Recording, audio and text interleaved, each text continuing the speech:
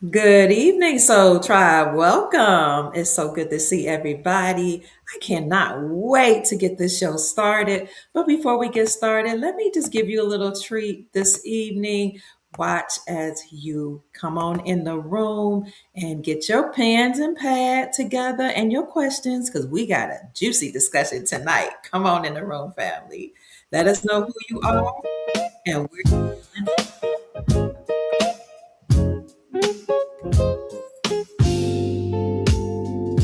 Oh, oh,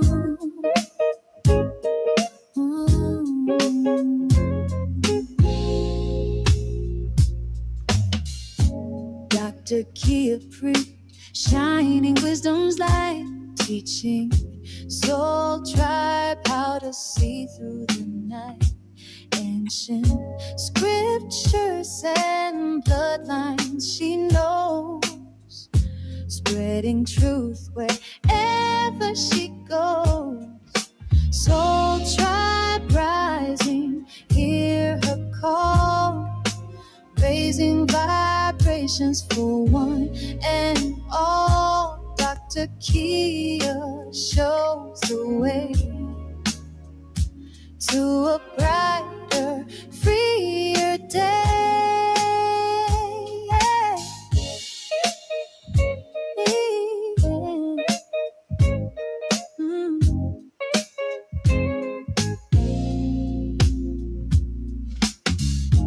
Through her channel, knowledge flows, breaking chains that hold us close, teaching paths to abundance and wealth, guiding others to free themselves. Soul tribe rising, hear her call, raising vibrations for one and all. Dr. Kia shows the way to a brighter, freer day. From currencies to investments divine, she's helping her tribe to realign with wisdom, ancient and new, showing what we all can do.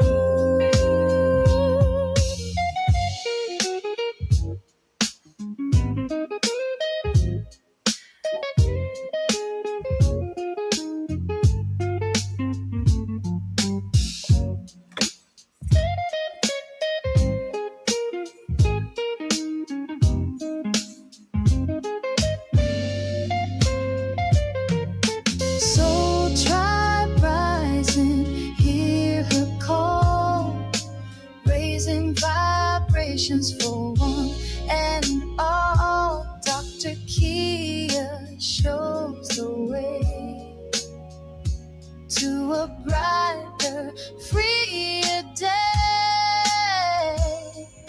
Soul tribe rising, hear a call, raising vibrations for one and all. Dr. Kia lights the way to a new and brighter day.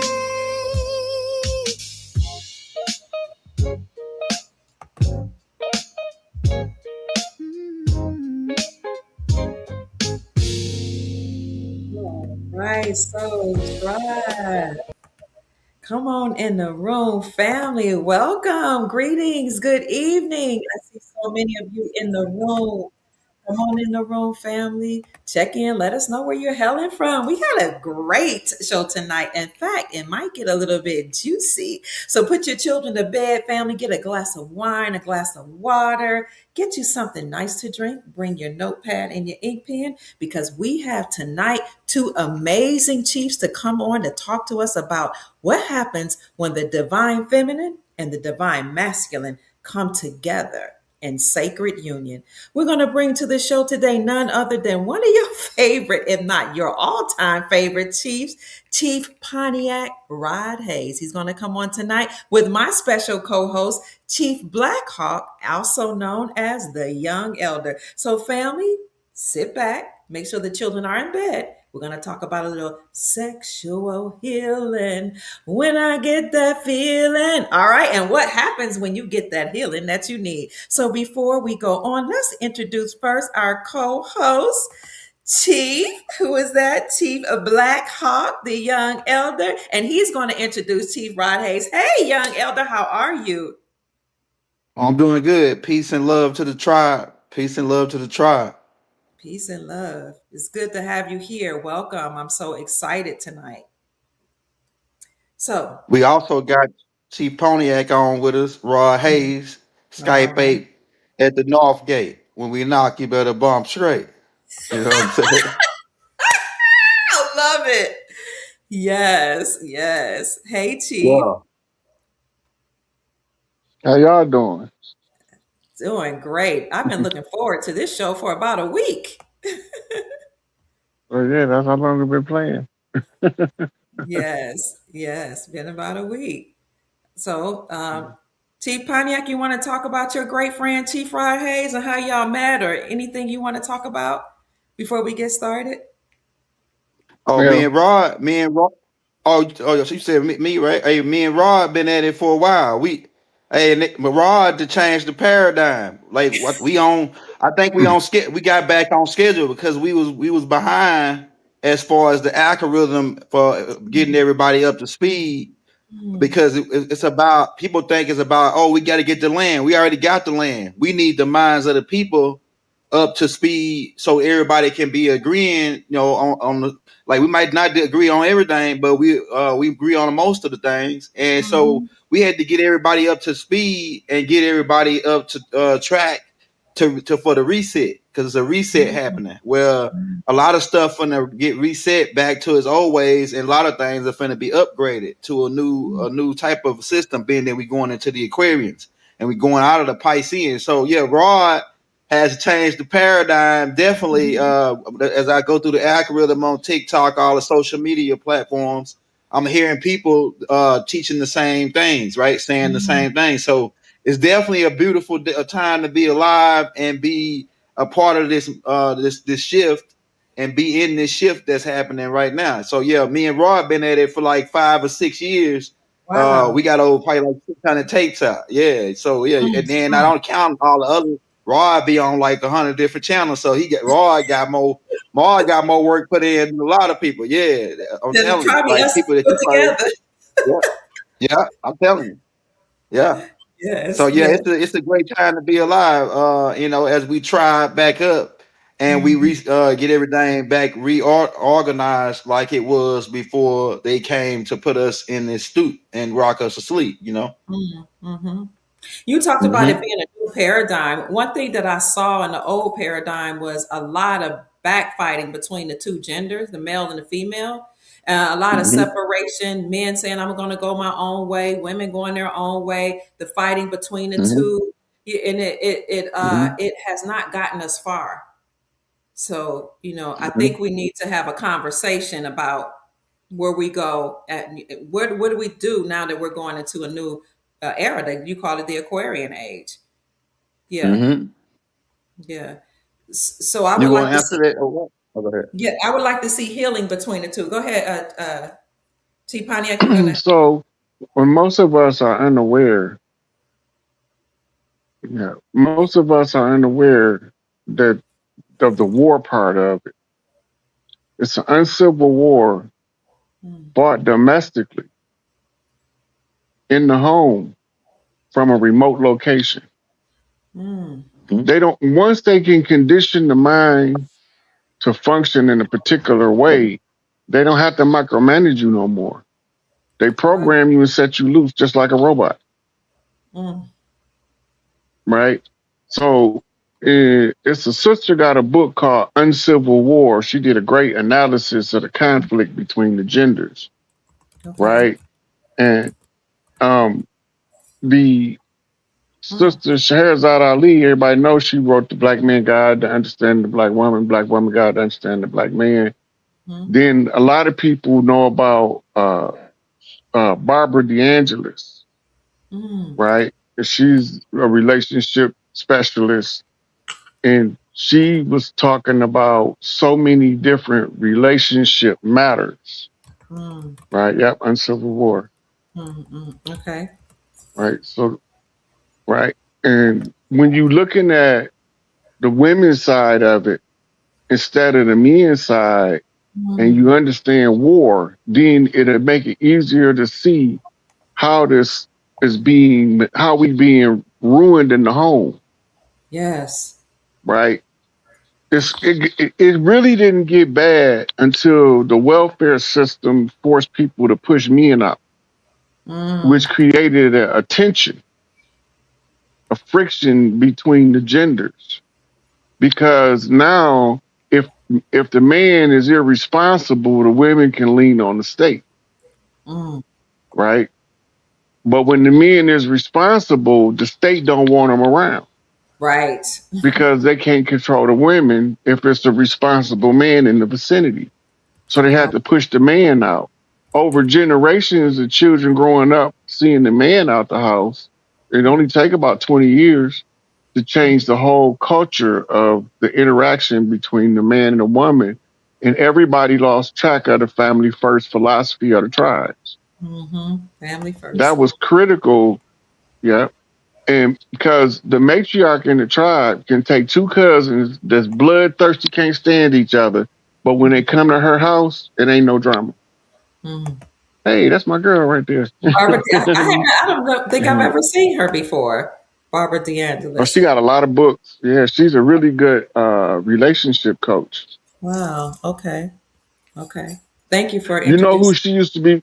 She used to be married to the guy that wrote "Men Are From Mars, Women Are From Venus." Oh, that's who she is. Okay. Her face is familiar. Yes, yes. Let me write her down. Barbara Yeah. DeAngelis. Used to be married, huh? Okay. hmm Okay, we're Look, listening. I read Black Men Guide to Understanding the Black Woman, right? Mm-hmm. And this was looking at it from the sister's perspective. But it's another book written by two European women that shows you the European American perspective of the same Mm, subject. It's called Bound by Love. okay. Bound by love. This is a European perspective. I haven't heard of that one either. Wow. Okay. Now, what is that book about? It's about the relationship dynamics, but a lot of the things that Shahrazad Ali was saying about relationships and Men Are From Mars, they touch on it in that book, but they Mm, use the other side of the coin. okay. Mm, I see. Okay. Just want to write these down. I'll put those in the chat.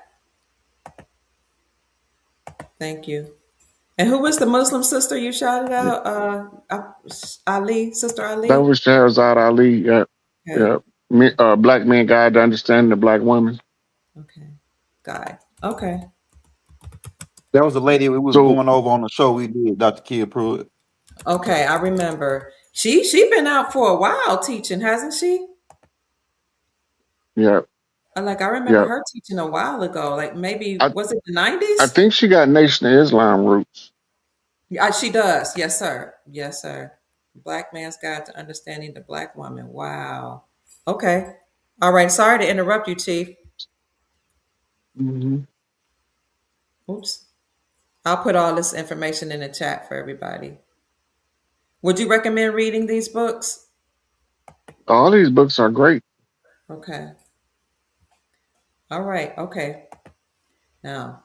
Okay, now when we start talking about taking the father out of the home, it's a book called Fatherless America. Mm, okay. America or American? Ooh. America. How do you how do y'all stay on top of all of this? Wow. Okay. You keep talking, Chief. I'll bring it Now, up. mind you, I ain't reading no notes.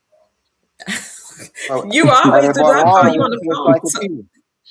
what'd you say? Rod is a walking encyclopedia. I'm telling you, See, wow. a walking library. I'm telling you. Mm, mm, okay. Okay. That book was written by a European American guy.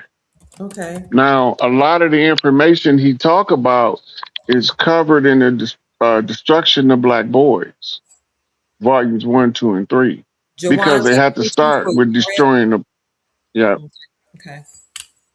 Go ahead. I'm sorry. yeah. So if you're gonna wage war against a man, you have to start with the boys. So Mm, this is the undermining of the feminine and the undermining of the masculine. That's patriarchal energy, though.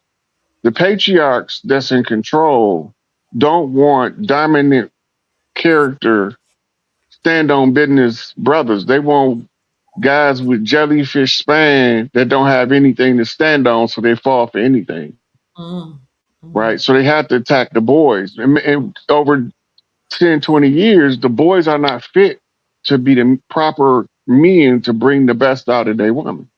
So they're not ooh, even really ready for sex yet. right. Right.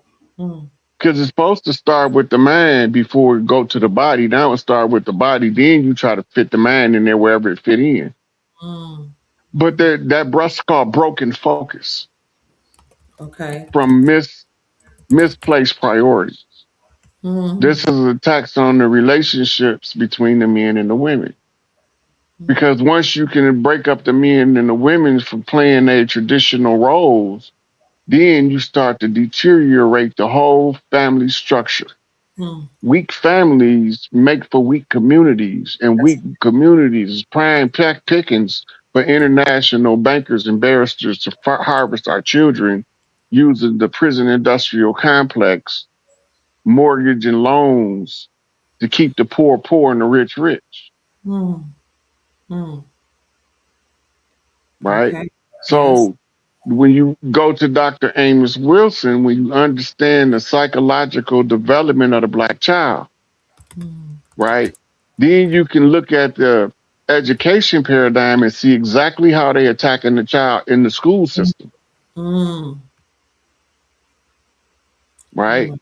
Yes. Yes.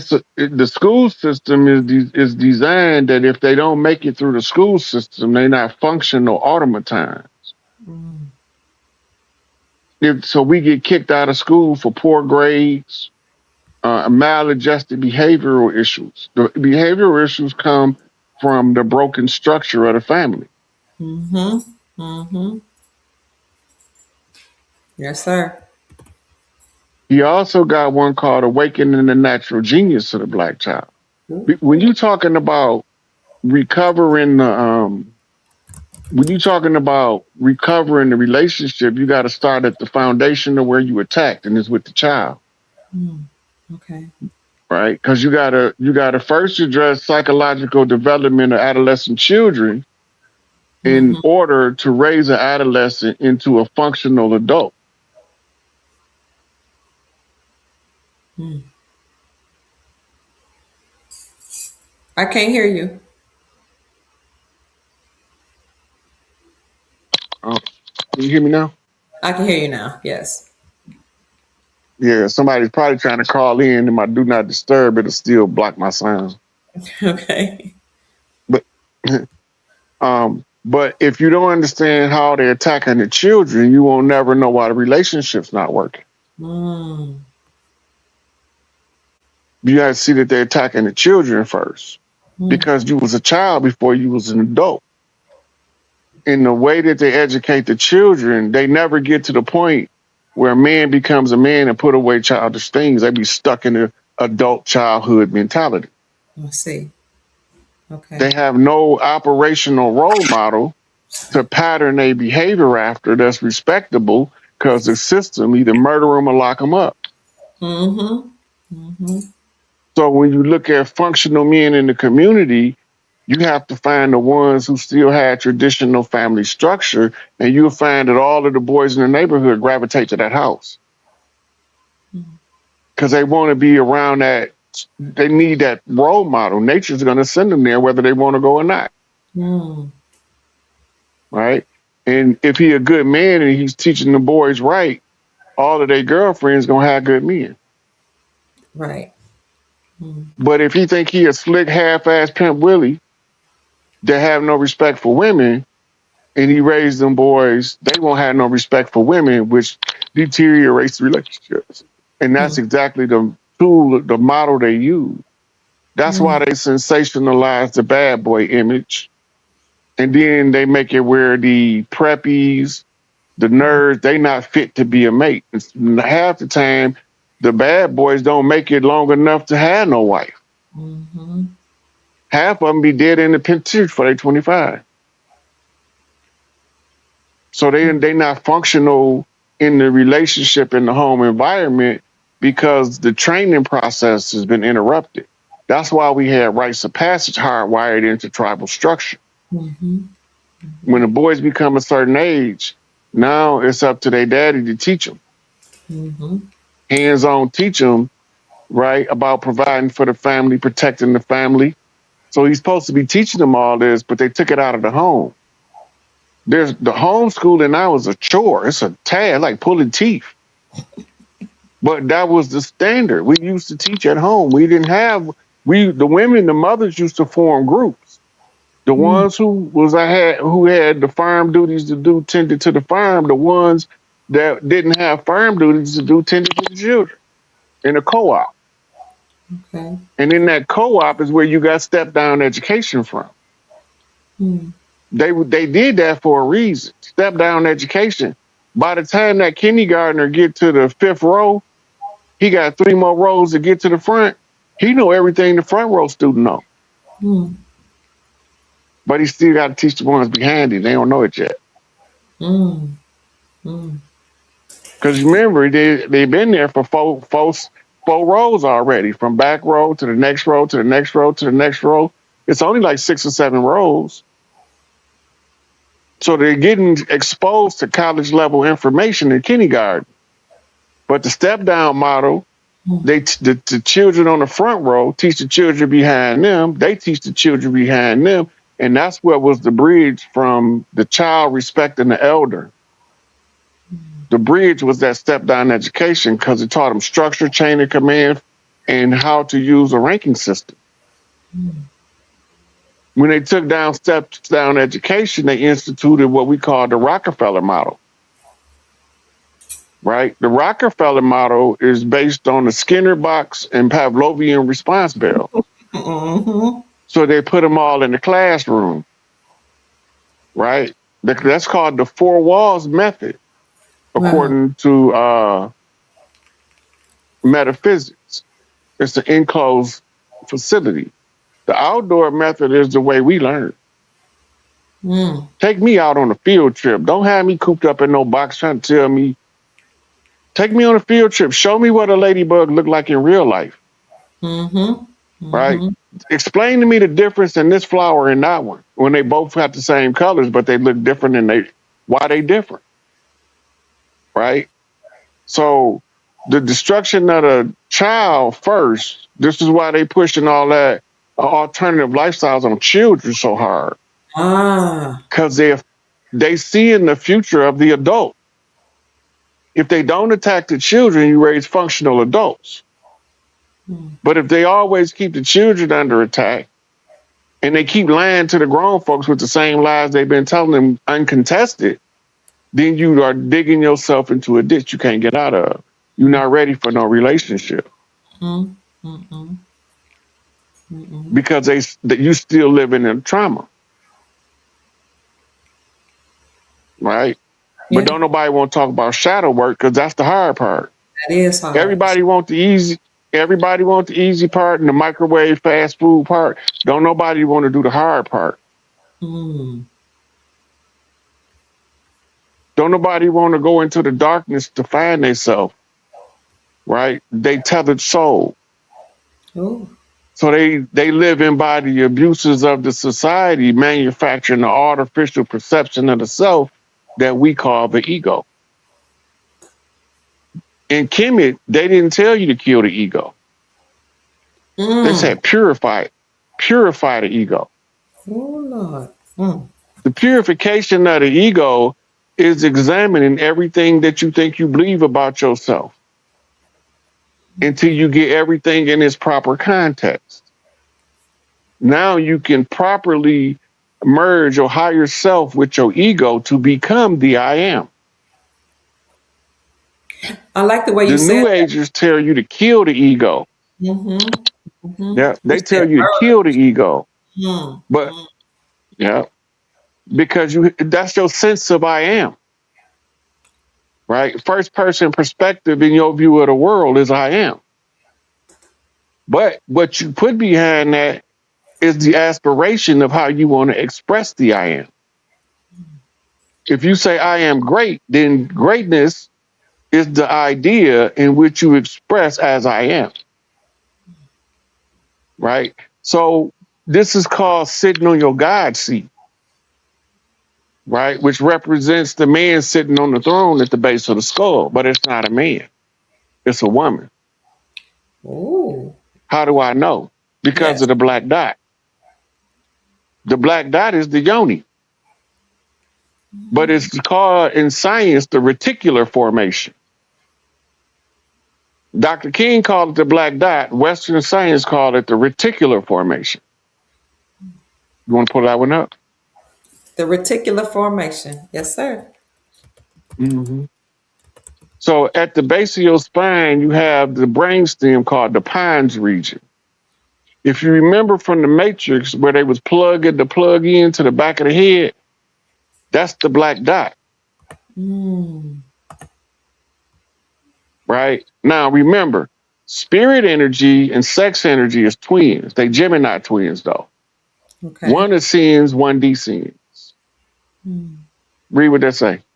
The reticular formation is a complex network of nerve fibers and clusters of neurons located in the core of the brainstem that regulates arousal, sleep, and vital body functions.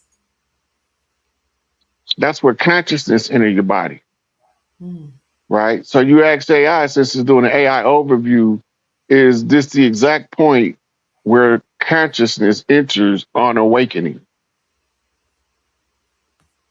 Should I do that? Or are you just saying that? Mm-hmm. Yeah, ask it. Okay. So what am I asking? Let's see. I'll go back Is to the reticular formation, right, the exact point where consciousness enters upon awakening? okay. On awakening. Okay. Watch this. Okay. It says it's What not did it an say? it says no, the reticular formation is not a single exact point where consciousness enters, but it is a critical control center that helps wake up the brain. It's the arousal switch. Right, because yeah. So when you sleep at night and you wake up, your brain neurons begin the cascade of awakening at that juncture. That's why it's a command center, Mm, okay. right? Okay, now this is how Western science describe it, right? If you type in Dr. Richard King, the black dot, it'll show you his book how what we call African root science describes it differently Mm, as the black dot. the black dot. Okay.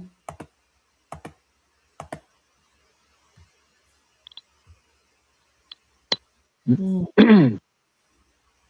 he's got a lot of books. Okay. Let's see. He talk about it in all his books, but he got one called Melanin and Chemical Keys to Black Greatness, I think it is. No, that's Carol Byrne. His is I see the key to freedom, melanin, the key to freedom. African, I think it's an African origin of biological psychiatry.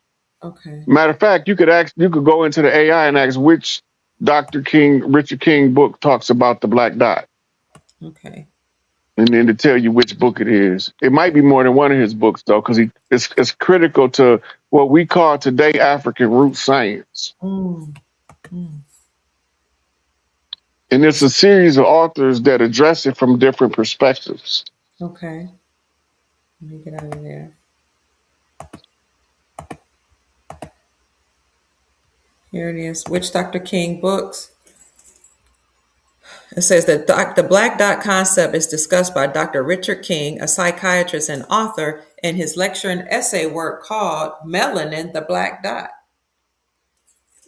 Often Melanin, the Key of Freedom. yeah, often associated with his broader writings on melanin, such as Melanin, the Key to Freedom. Yes. Mm, okay. So the black dot science is also how to use the black mirror for screen. Mm, The dot is a black mirror,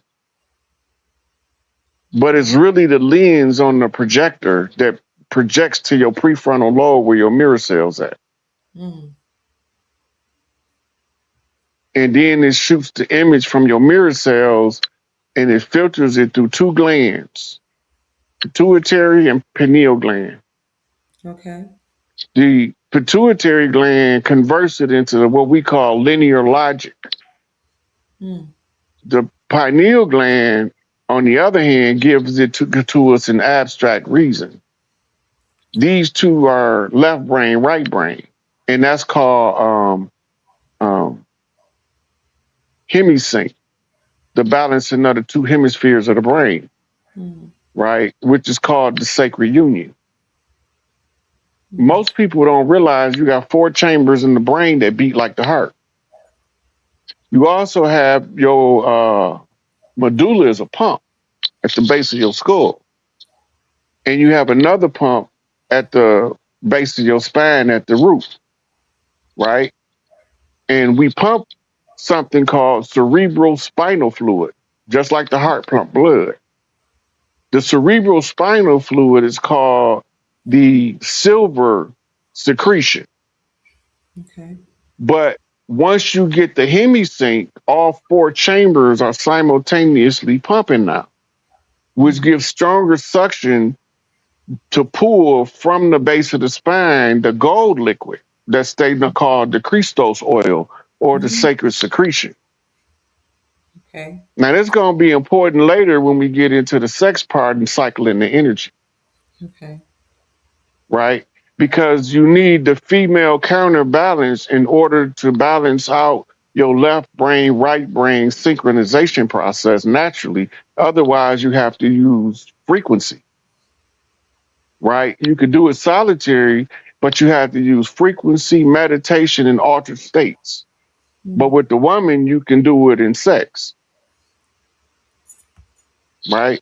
Now, remember, the sacred secretion travels from the root to the crown. yeah. When a woman have an orgasm, her orgasm don't come from the root. Her orgasm come from the crown, Mm, right? So yes. this is why they promoted the molestation of the children to damage the root chakra to break the circulation. Woo. Woo. Remember, they got to attack the children in order to create the ruined adult, right? The only treatment that for a ruptured root chakra is a prostate treatment called the presidential prostate treatment, Mm, where they infuse the prostate with gold, and the gold ends up becoming a polished golden mirror that can allow now the refraction of light to be solidified into a single frequency again, mm, mm. right? It's a Japanese science of mending the broken vessel with the gold. That's the same process, same thing. And the old ruined vase that they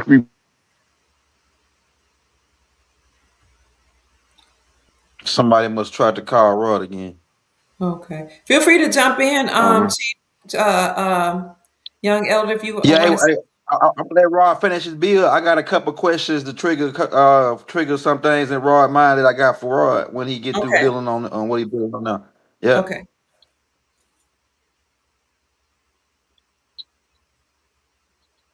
Go ahead, Chief. We yield to Oh, you, Rod, Chief.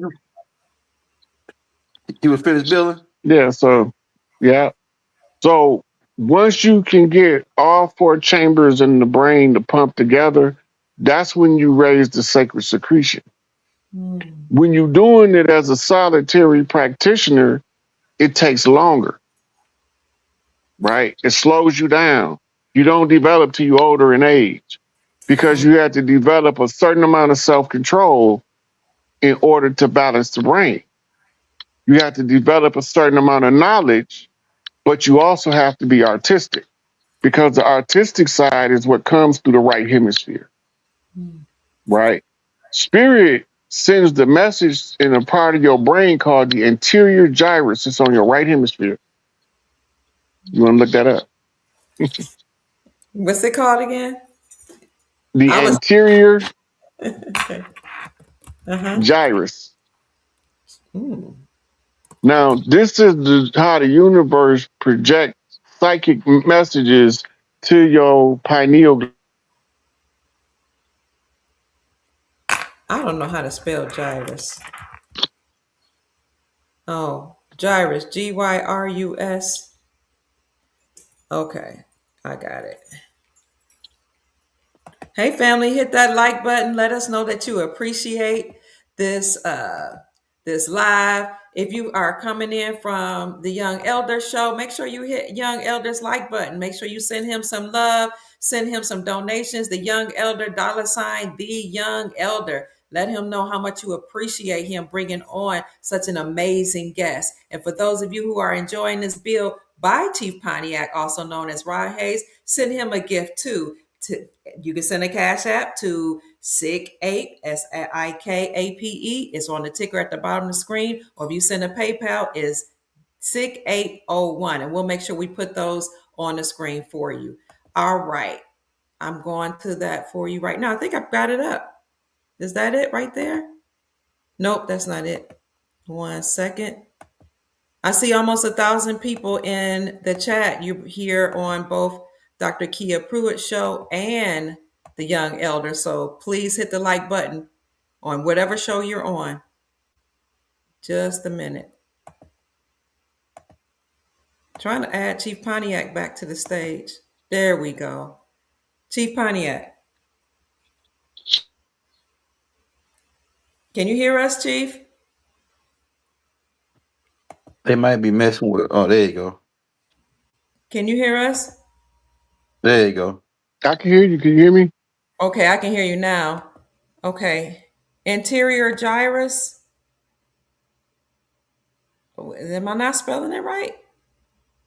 It says there is no standard neural anatomical structure officially called the anterior gyrus, but you are likely referring to either the inferior frontal gyrus on the lateral surface or a deep medial structure like the Iris. Right there. Down. cingulate gyrus. Am I spelling it right? Oh, that's a Mandela effect. No, it's anterior, AN.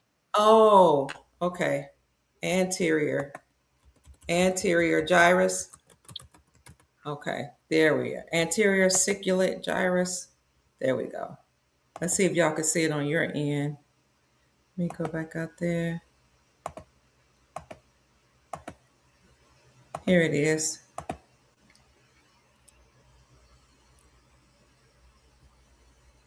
The anterior gyrus is the front part of the cingulate gyrus that wraps around the corpus callosum. It acts as a bridge between emotion and thought. It helps control feelings, focus attention, make choices, and manage body responses like the heart rate. Right. Is that it? So it becomes, yeah. So it becomes the bridge between abstract reason and Mm, linear logic, okay. right? Right. When you get, that's why when you get psychic information right here on your head, it be tingling. Mm, It'll be coming in because it's going straight through here, but it's hitting your pineal gland. Your pineal gland is the eye that's designated to see the spiritual imagery, Okay. Mm, right? So it the mm. Well, they Sir. keep on. I don't know what they're doing. The raw feed. Mm. Hey, y'all. can y'all hear me now? Yes, sir. Now I can't see. Okay. You look like young elders frozen now. There, were you frozen, elder? Oh, that must mean we giving away some jewels they don't want out. I'm telling you. I'm telling you.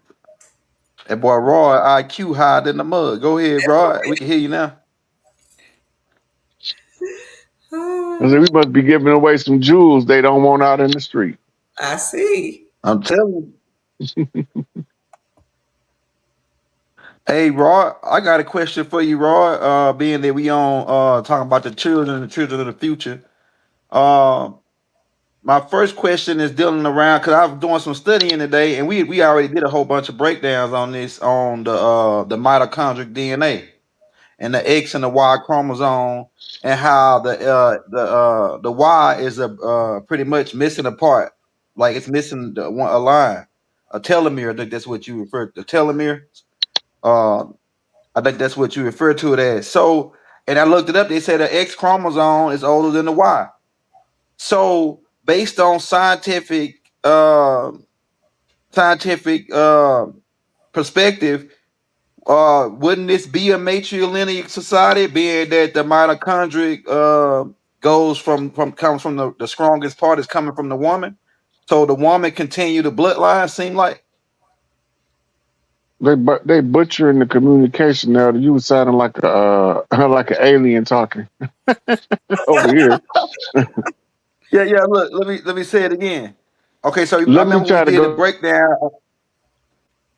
Okay, yeah, it's cutting raw out. Mm-hmm. They want y'all Also, Zelle.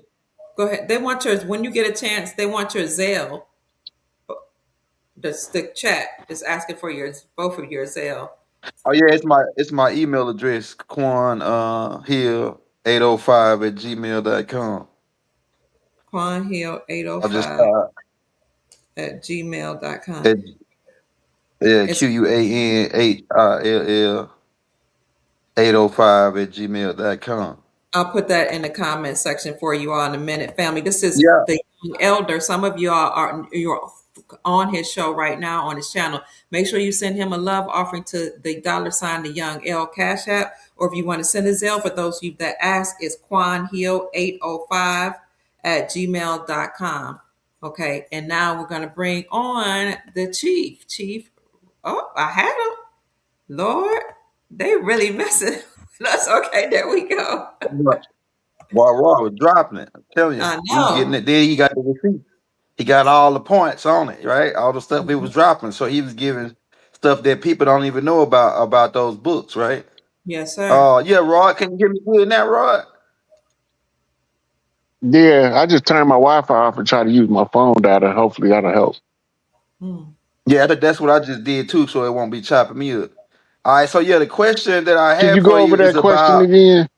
Yeah, Yeah, yeah, I got you. I was just I asking you to got go you. over the question again. So okay, all right. So yeah, we did a show about the X and the Y chromosome and the mitochondrial DNA, and the mitochondrial being some of the oldest forms of DNA, and the X being older than the Y, and like the Y being just a missing a part, missing a telomere, or I think that's what we refer to it as.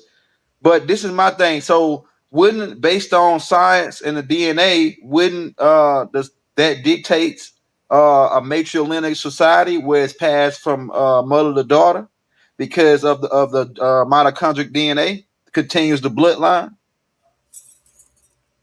That is the root of matrilineal societies because the bloodlines of the women go unbroken all the way back to the first mother through Mm-hmm. mitochondria.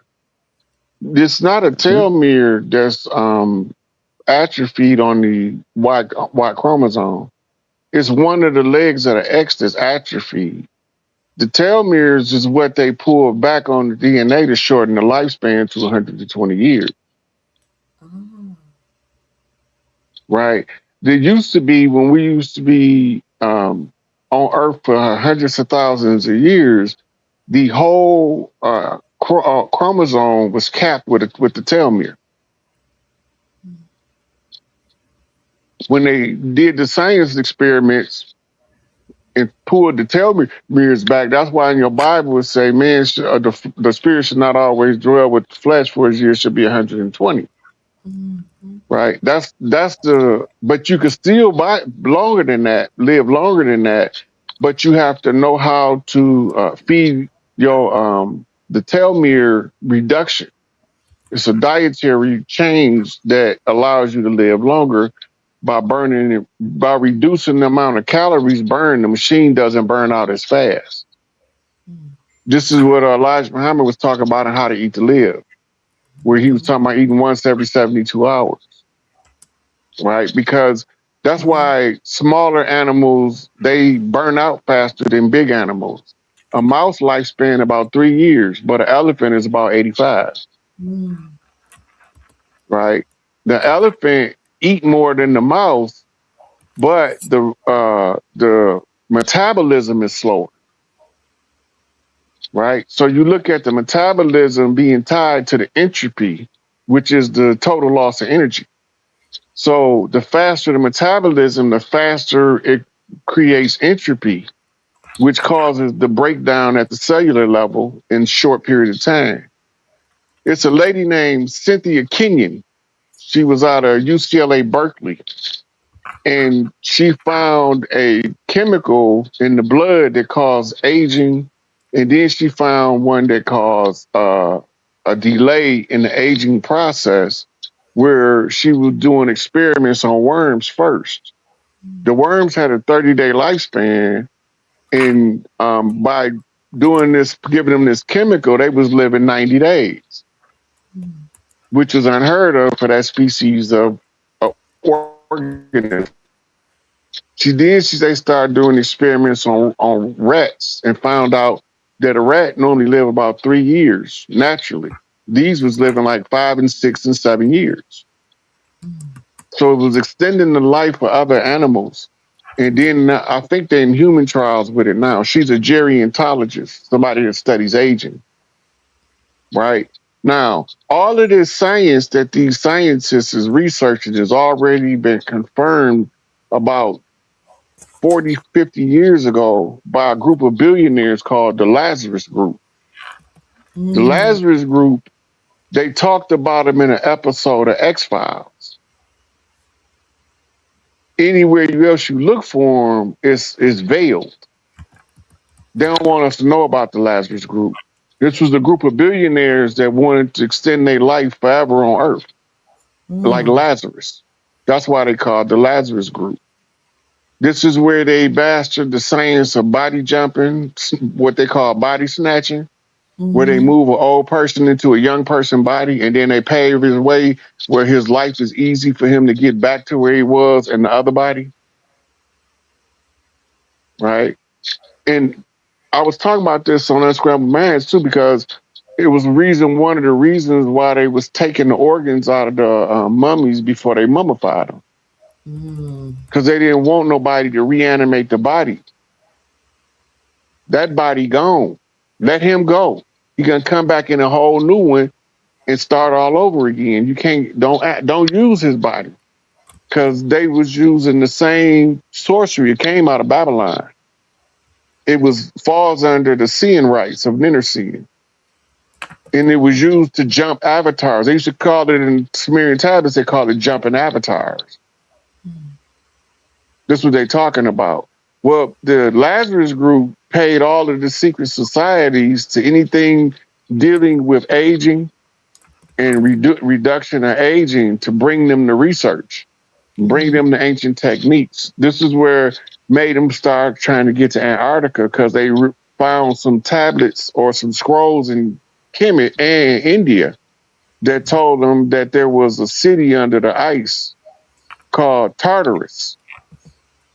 Tartarus had a capital city that was part of the collective Atlantean Empire.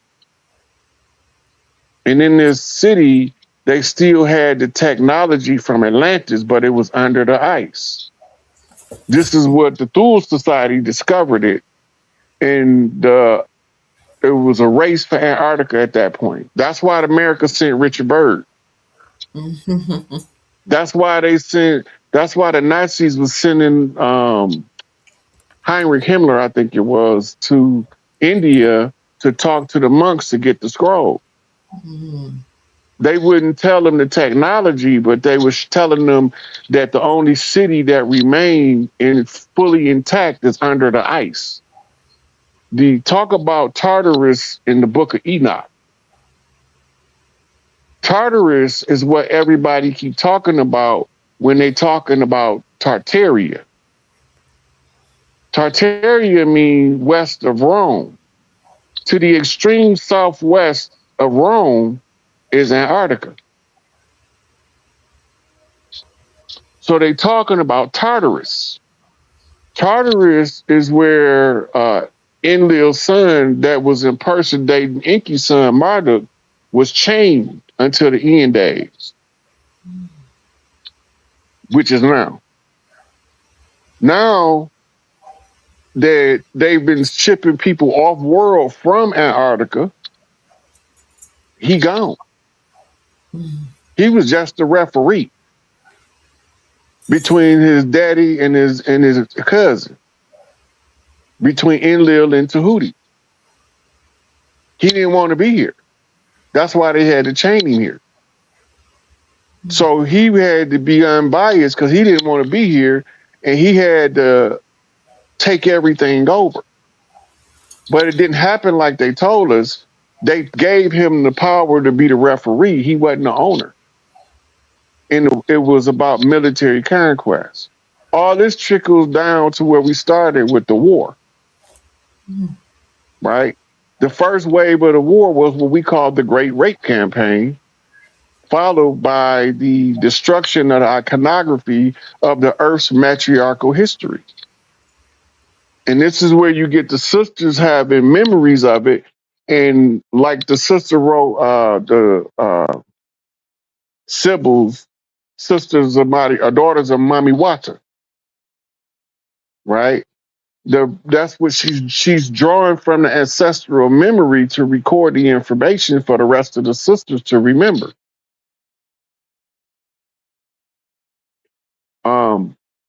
The same with Divine Feminine. Malachi York got one called Divine Feminine that talks about the power of the woman.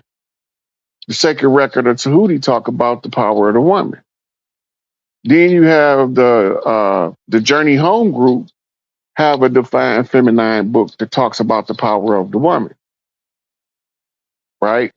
So we know, based on the Longhouse Treaty that predate the Constitution, that these people over here was matrilineal and matriarchal. That Constitution is not gone. It's still active. It's just unused. They can grandfather it in to restore the matriarchy at any given time. I gave the information to Empress Rarebird so she can create a model to show the rest of the sisters what to do to reclaim matriarchal power all over the land. Everybody in the Army got a mama. Everybody in the Navy got a mama. Everybody in the Marines got a mama, right? Special forces and all of the top brass in the military has a mama. Even some of them that don't like their mama still got a mama. They couldn't get here without her. So when the mamas tell their children, we not finna play this game no more, everybody come home, what's gonna happen? Everybody gotta come home to protect mama because she just called us home. Mama don't do that. She don't call us from out the field early. She don't stop the kids from playing early because the food gotta get done first. So when mama say it's time to come home, everybody get in the house. When she ring the bell or flash that damn light, everybody get in there. It's something big. It's out of order. It's out of the timing is off. It's not dinner time yet. Why is Big Mama calling us back to the house? So you needed a a set of matriarchs that understood the tribal ways, because a lot of them have been indoctrinated by Western civilization and Western culture, right? And that indoctrination prevents them from having any trust in the old tribal system to use it to depose the foreign entities because they give them the absolute right under Article 77 to serve eviction on the foreigners. And because all matriarchal systems is founded on those same principles that we call the great law, all over the world where there's a matriarchy, they can use the same one as a blueprint or an example of a matriarchal order using it in order to solidify it globally. So women can take over the whole world and then they can mother back the people. We don't need no more war. We need TLC right now. We need mama to come in and say, come eat this meal, baby. It's going to be all right. We don't need no more war. It's not necessary. What we fighting for? Who's sending us to war? Where he at? Why he ain't on the battlefield? Where his kids? Right? When the mamas realize that and they start taking collective action, can't nobody stop them because it's the rule of the earth. And all of the so-called elites, they will honor it if you knew it. So that's why I went into all of their secret societies, because Noble Drew Ali sent me to get out the parts of the secrets to rebuild the matriarchy, because didn't nobody else know how to do it. I didn't know how to do it, but I followed the blueprint of the ancestors before me, and they all gave me a piece. That's what you got to do. Garvey gave me a piece. Elijah gave me a piece, right? Panthers gave me a piece. Snick gave me a piece, right? I even got pieces from Pale Faces, Weather Underground, White Panther Party, and believe it or not, skinheads and Nazis. Because when most of them be trying to chest for racial purity, they find out they got a darkie in the family and they didn't even know it. Now they're getting kicked out of the organization. What do you do when 85 to 90% of y'all that think y'all pale face do y'all DNA and find out y'all niggers? What you gonna do? Who you gonna fight with and who you gonna fight against in the race war? You either gonna fight with the ones that's in your blood or you gonna fight with the ones that's on your skin. You gotta pick. Not me. Everybody gotta know who they is. Who's who on the planet Earth. Ain't that what Malachi said in Sarala? Who's who on the planet Earth? Right? So while they sitting here plotting on this, the government or these secret societies or whoever behind trying to push this racist agenda, we understand that that's a strategy of war and it worked for a long time. Trick no good here. Nature knows no color line. J.A. Rogers. It's all about sex and race, J.A. Rogers. But it ain't as much about it as you think. That's just a war strategy. That's how you get from Superman to man, J.A. Rogers. See, we had to go Hey, back to Kemet to get all of the pieces. And then you can look at the board and put them together. Because ancient Egypt is the hmm light of the world, Albert Churchward. Destruction of black civilization is what they called it, Dr. Chancellor Williams, right? But then the elder hmm said they stole it. You must return it. Who he was talking to?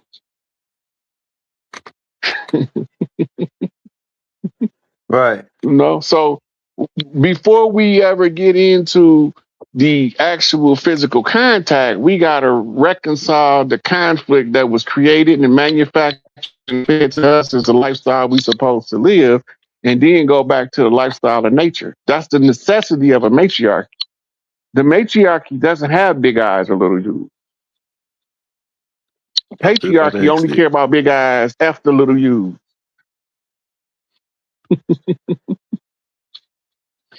Hey, I was just about to ask a similar because I did a little statistics. in America, in the House of Congress, only 28% is women and 72% is men. On the Senate, only 27 women are, I mean, in there, and 73 men. In the House of Representatives, 29% is women, 71% is men. So it seems like they muscled this patriarch system on us. Now, that's my question, because we got some listeners that don't agree with the matriarchs, right? They say, oh, they think that the matriarch is gonna come in, and the man, you got to sit over there, and the woman gonna tell you. That's always how it's been though. But yeah, you got to sit down, because you know they came with this religion. The religion, they say the woman in Islam now, they got a woman got to sit down and do what you told. You know, so they think that the matriarch is gonna be told that just the opposite. Well, the man got to sit down and do what he told, right? So what is your perspective on that? On people that fear the matriarch? Like, are they saying that it can't be just the matriarch? It should be balanced. When I think the matriarch was had a balance type of a thing. It wasn't like they thinking like, oh, the woman was telling the man to do what he gonna sit down and you got to be a sucker or be a chomp or something in the matriarchal system. What is your take on that, Rod? They have a misconception of matriarchy. They think in feminists. A Mm-hmm. feminist is antagonistic to the matriarchy, because it's the flip side of the patriarchy coin. Remember, Elijah Muhammad said the last trick of the devil will be to freely give you his woman. So he's not going to give her to you under matriarchy. He's going to give her to you under feminism. Feminism is patriarchy with a dress on. We got enough people in dresses that don't need them on. We don't need no more of them. We got the whole Statue of Liberty there, cross dresser, right in our face. And you wonder why people run around talking about gay pride. I got straight pride. I can't say it though. If I say straight pride, they think I'm bashing gay people. I don't care what they do with their life. That don't got nothing to do with me. But I got to tell the truth, shame the devil, and point the finger where the finger need to be pointed, because some people are pointing in the wrong direction. Right? So the matriarchy is about balance, about might. Might is the underlying rule of the matriarchy, which is perfect balance. You can't get the perfect balance with the women doing the same thing the men was doing. That's not matriarchy.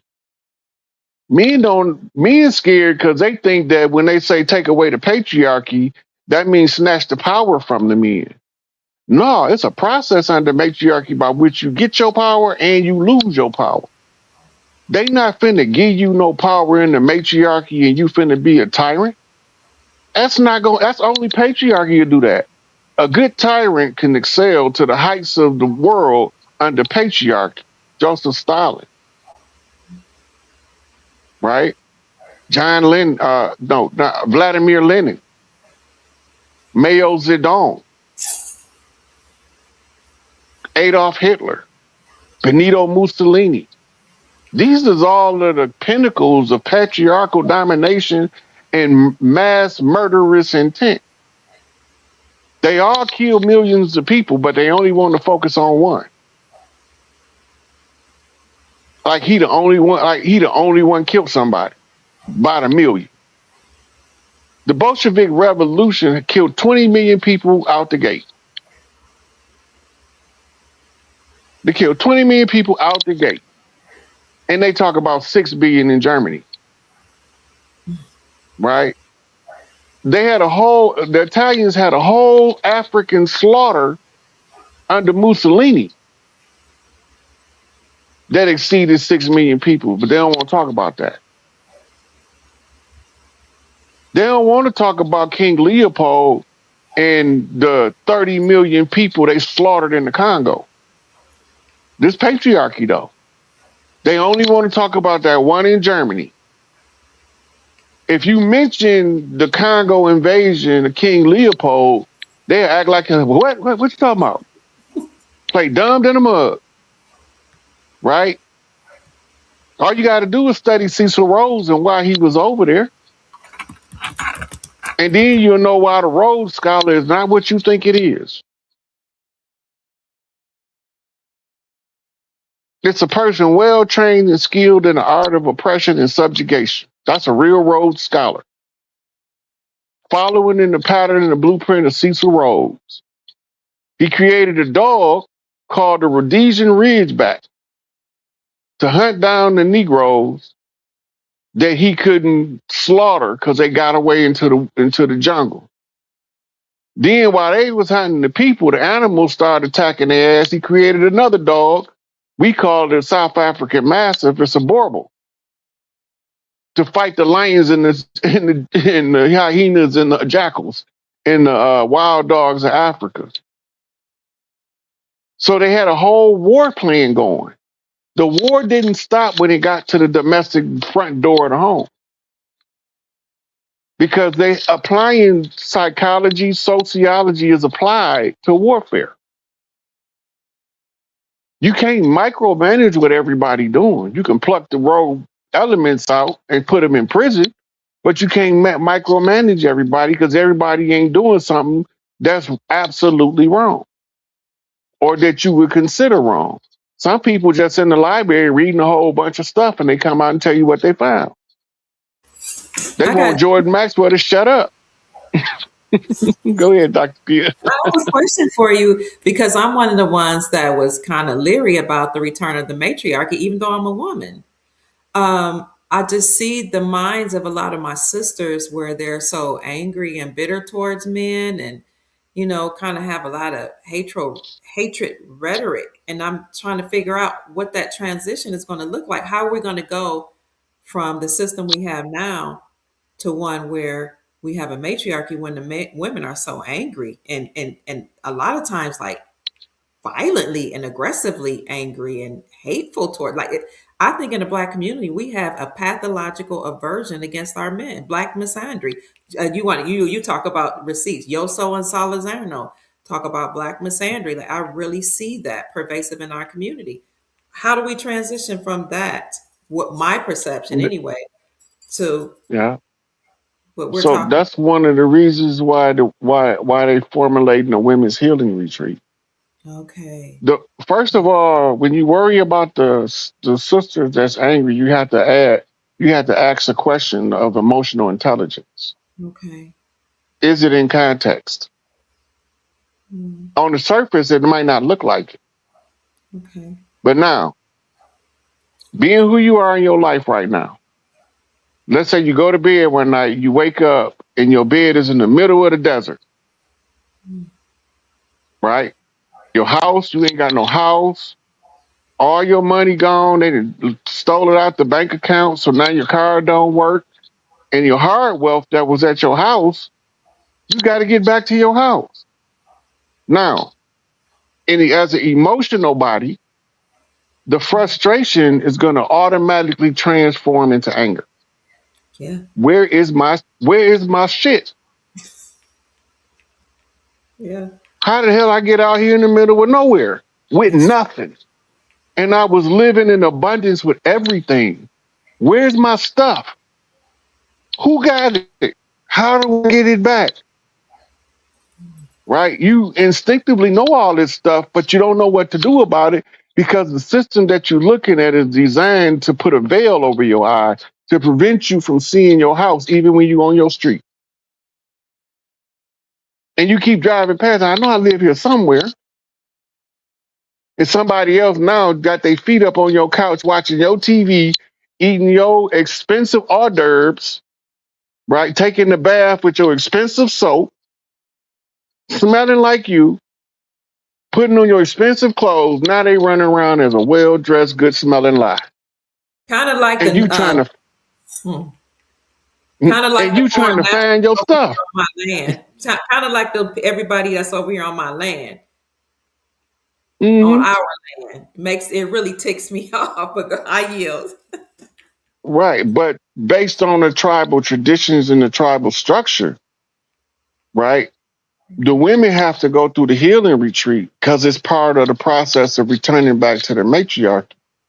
And the purpose of the healing retreat is to purge the war energy And to go back to what we call the juicy energy, Heidi or Barbara got us glow up, right? The juicy energy is what all the men want in a woman. All of us want that juicy energy. It ain't one of us that don't. The problem is that don't nobody know how to get us back there. So I'm giving y'all the cheat sheet.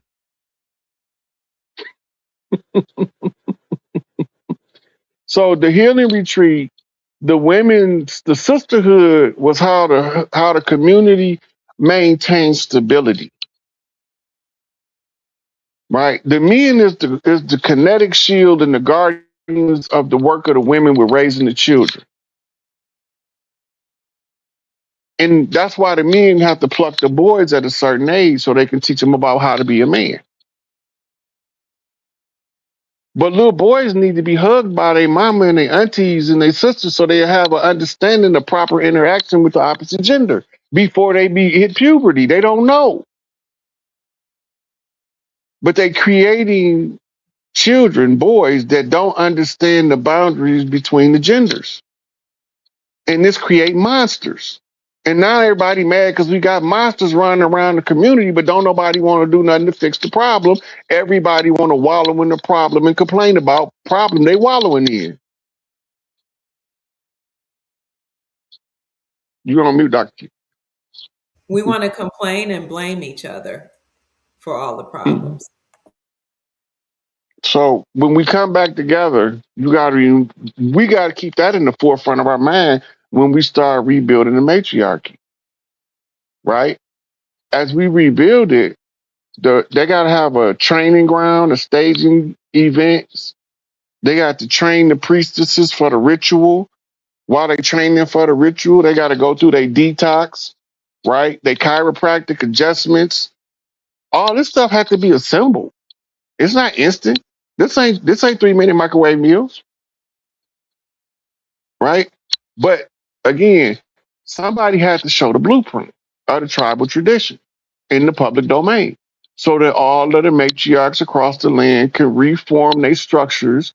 Their instructions have to be, how do we formulate this community into a cohesive matriarchal co-op as opposed to a bunch of rogue women running around bumping into each other, right? It's structure. Block by block, neighborhood by neighborhood, till you got the whole city. It's a mama on every block. She the matriarch of the street, and most of us don't even know her. Because we done got so selfish, we don't speak to that old lady that live by herself down the street, never knowing that she's the one to sit on the porch as the overseer of the block by birthright. But she don't have her asset. So based on everything we just went over, do you think these women got a right to be angry? Yes, yes. Is that emotion in proper context to their experience? Mhm. Okay. If the emotion is in proper context, it's not the person that needs to change, it's the conditions that the person is in. And you can only change that by frequency modification of the individual. Because if you don't change their frequency through healing, their frequency is going to trap them in the same environment. That's why people that don't get along with nobody don't get along with nobody, nowhere they go. They complain about everybody else, never realizing it's only one common denominator in all of their complaints. They the only one there. You the only common denominator. It's got to be you. If it's everybody else is the problem, everywhere you go, the problem has to be you. Fix yourself first. Now, when the sisters start coming together for healing, you need what's called seasoned veteran observers because they got to see the residual effects of the conjure magic that broke up the sisterhood and call it out. It'll let her go because the conjure spell has already been revoked. So now the women have to be trained to see it when it emerges in the sisterhood so they can purge it. And what it looked like is jealousy and backbiting when it show itself. It looks unsolicited anger and rage. at your sister. That's the spell. That's the residual effects. And the more of them realize it when they with their sisters, normally y'all get along real good, but when the spell kick in, all of a sudden she acting funny. You don't know what it Mm. is. She don't know what it is. Because the only reason it works is because it's done in the dark. Or when Hey, she Rod. try to take what's yours, because a lot of women don't just act funny. They get in your circle and try to be nice to you. Then they see what you got and they steal it, like your man or your wealth, or Mhm. women can be Mhm. really conniving. Yeah. But Yeah. you got to remember the patriarchs couldn't do this without some women help. Mm. That's why everybody's scared of the matriarch because of the women that helped it, the Wow. feminists. Mm. Wow. Hey, Rod, that brings my question right there when you said the feminists.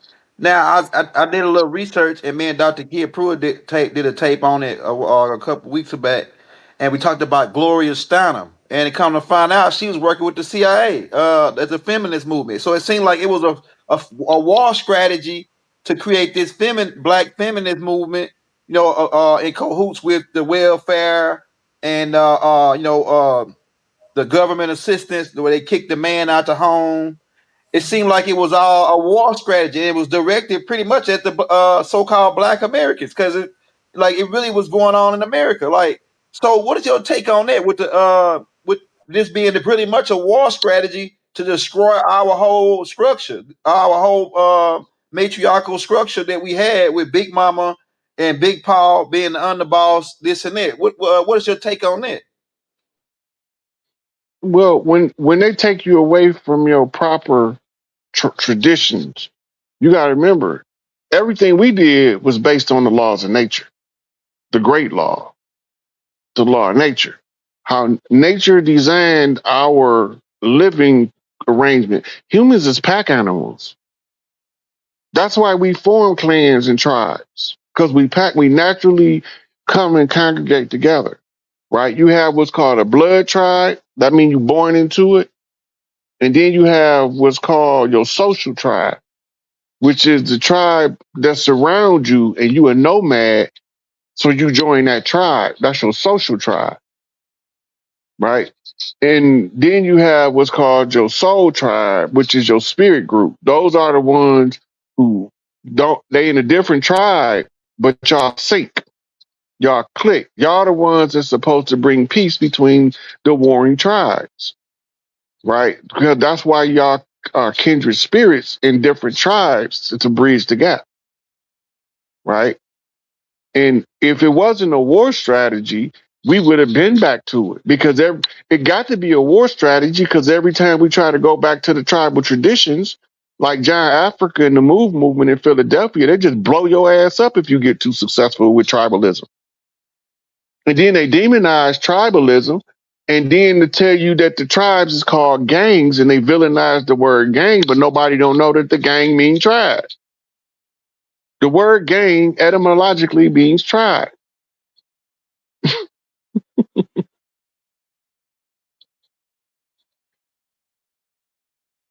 So all Again, of it is a war go strategy. ahead, go ahead.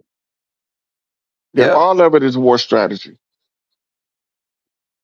It seemed like, yeah, and if the CIA is involved, it's high. It's like a think tank to pretty much destroy us, and it's going like then at the same time, right after they got the feminine movement, they roll in with crack cocaine, and they want to drug us, and because in the mind control thing, they using drugs as a additive with the mind control.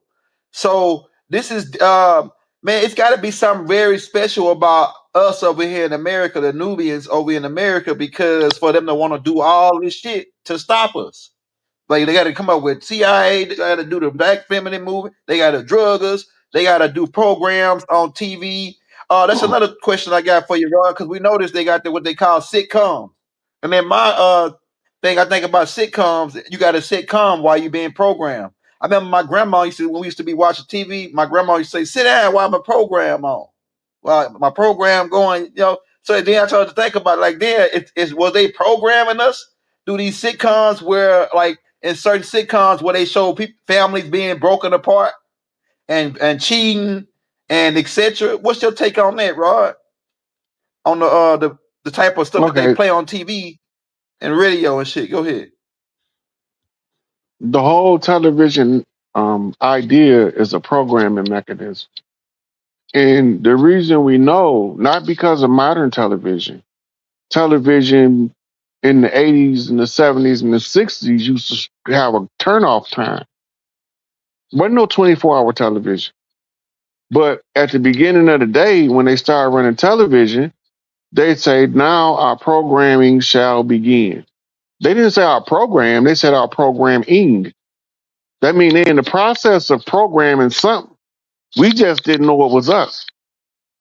At the end of the night, when the TV go off and it looked like the EBS sign on the TV, right before it go off, our today's programming has concluded.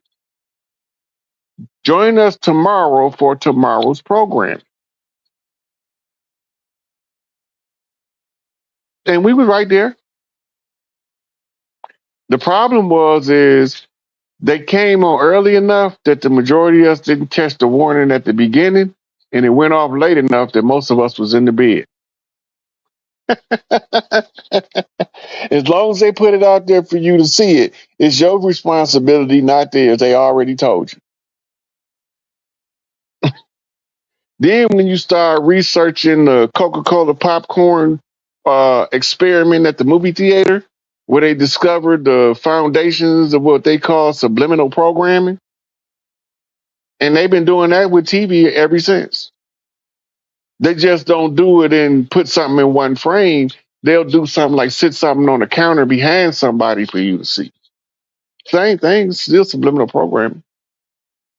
If you ever realize, if you check Hollywood, they got specific people that design the set.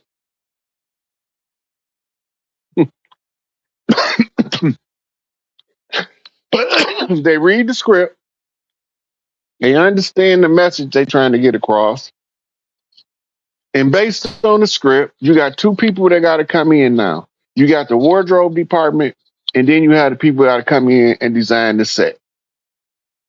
When you design the set, you're trying to get a certain aesthetic across. In the process of creating the aesthetic you're trying to get across with the set, you also, whether you know it or don't know it, are inserting subliminal programs in there based on your own bias. Because it's your creativity that's creating this set. It's not somebody else's. You drawing from somebody else's plan to build the set. They give you the blueprint. Your subconscious fill in the blanks. So then when wardrobe come in, they match the wardrobe to the set. So now you got movies like Eon Flux, where there's a unique aesthetic to the whole layout of the movie, right? And look futuristic in detail. It's another one based on that same aesthetic called Equilibrium, where the guy learned the gun katas. It's martial arts shooting of the firearms, right? You got to be able to shoot and not be shot in real time. So all of this stuff is designed. If you even look at the flyers, they all have a particular aesthetic, right? So it's trying to get you to feel a certain frequency from what they're painting in the imagery. That is what they call open programming. That means it's not a secret that they programming you with something, but you just don't know what it is. Because the aesthetics never came across your mind, like what made them choose this wardrobe and this background, this set for this movie. Right. I'm kind of quirky. So like I'll be watching a futuristic movie and say, why did they make this a cowboy movie? Right? Why they didn't make this into a superhero movie? Hmm. right? So when you start asking yourself those questions, you start putting together pieces to a bigger puzzle that you don't even know you're working on until so many pieces that you start to see the picture.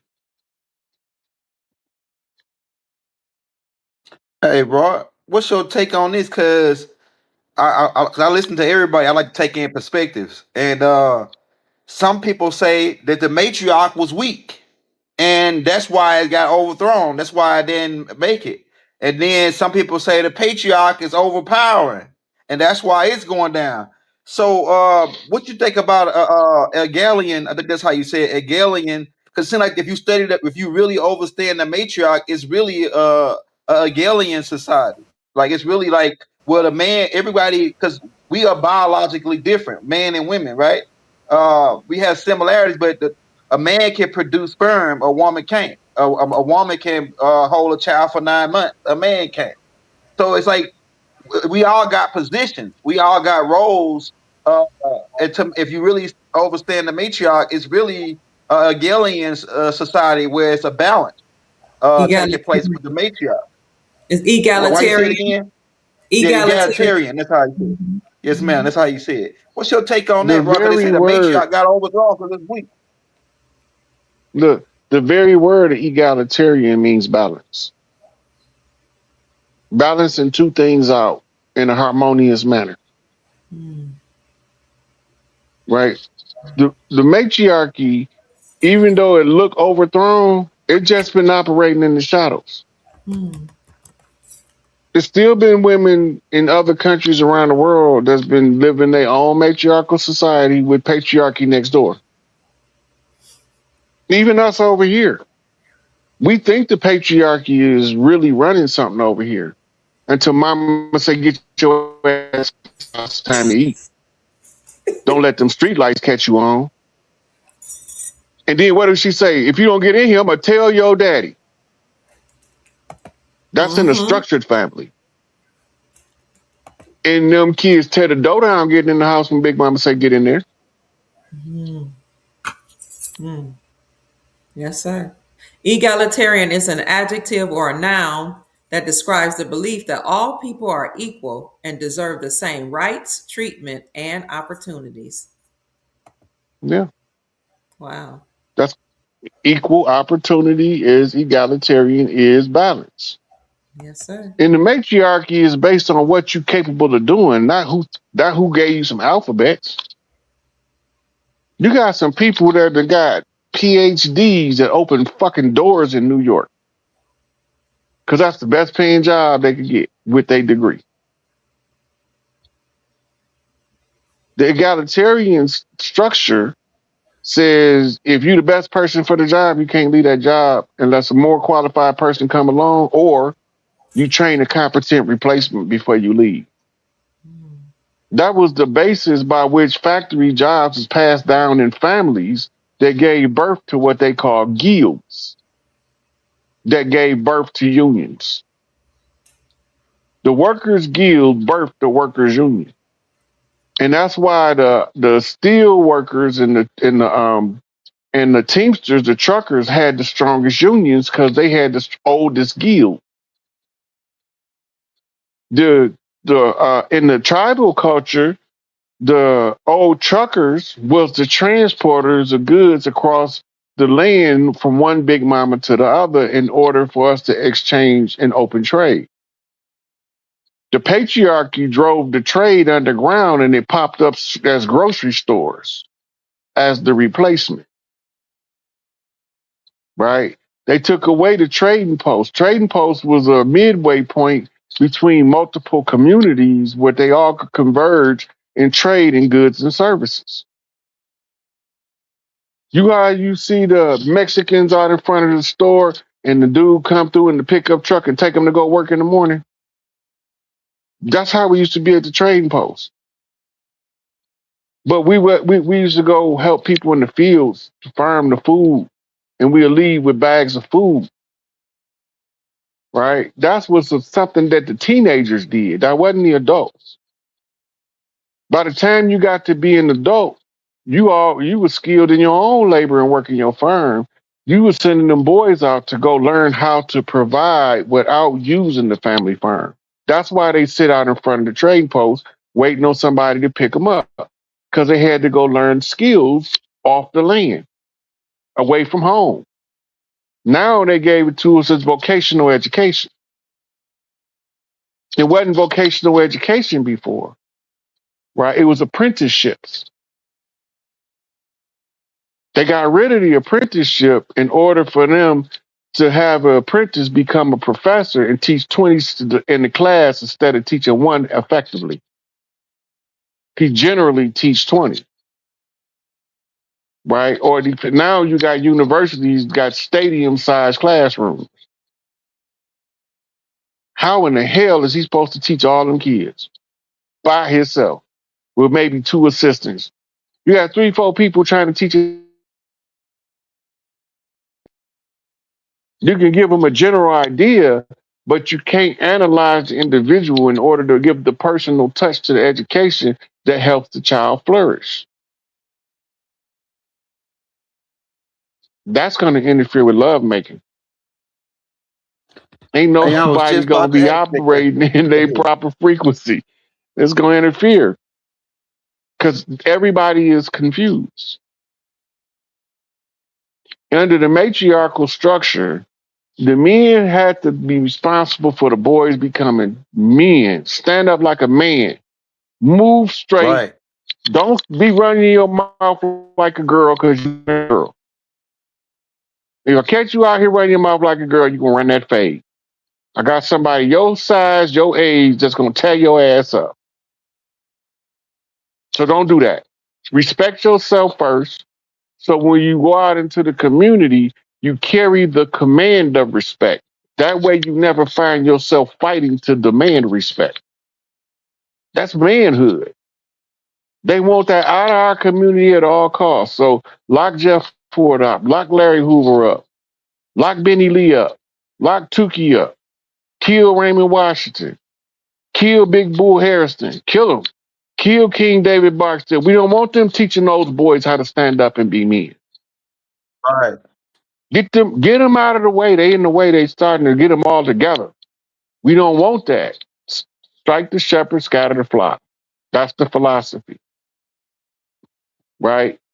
The matriarchy always have a contingency plan for everything, or else they wouldn't be rising right now. Think about it. Hmm. Now, if you go back to the religious world, the devil challenged God in the religious world to let him rule to determine if his rule was better than God's rule. The only thing they didn't tell you is that the devil was a man and God was a woman. That's the part they didn't tell us. Hmm. And how Interesting. do we know God is a woman?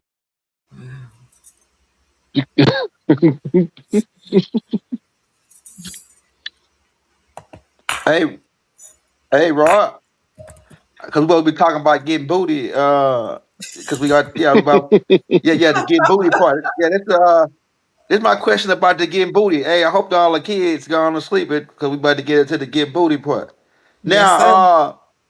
when it come down to get booty, like most of the time we go and say, "Oh, I like the way she is. She fine."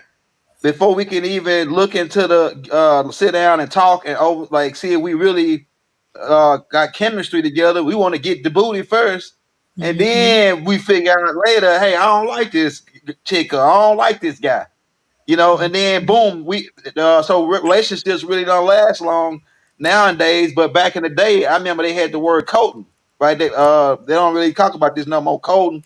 Well, you had to go to the father, and then Dr. Kia Pruitt talked about this on the last show we did about the strong black women. Um, you used to have to coat, but now you don't got to coat no more. So, what's your take on that?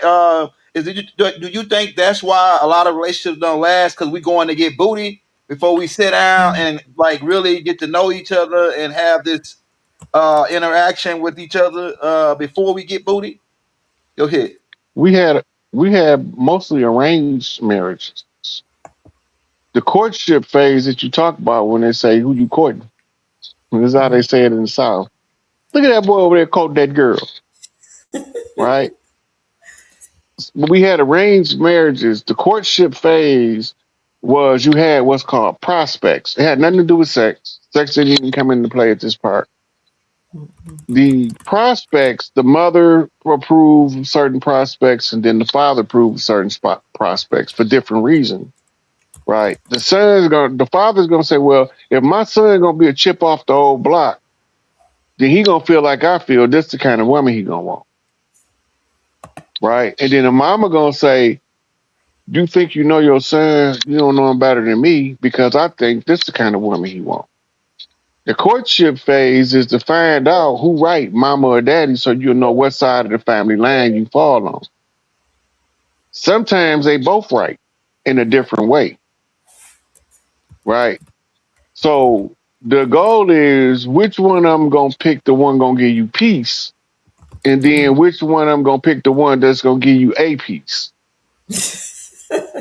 Most likely, daddy gonna pick the one that's gonna give you a piece because he don't want you to struggle with trying to learn who she is before you hit them panties. Mama gonna pick the one that's gonna bring you peace, that's gonna love you unconditionally like her. She ain't gonna care what she look like. She ain't gonna care. She can change all that with alchemy before you ever get to see her. So you'll go meet a chick that you think is she's all right. When you meet her, you find out that she used to weigh 400 pounds. Now she weigh 100 pounds. She used to be doing all kind of dumb stuff. Now she do everything with order and structure. Mama got in her heart.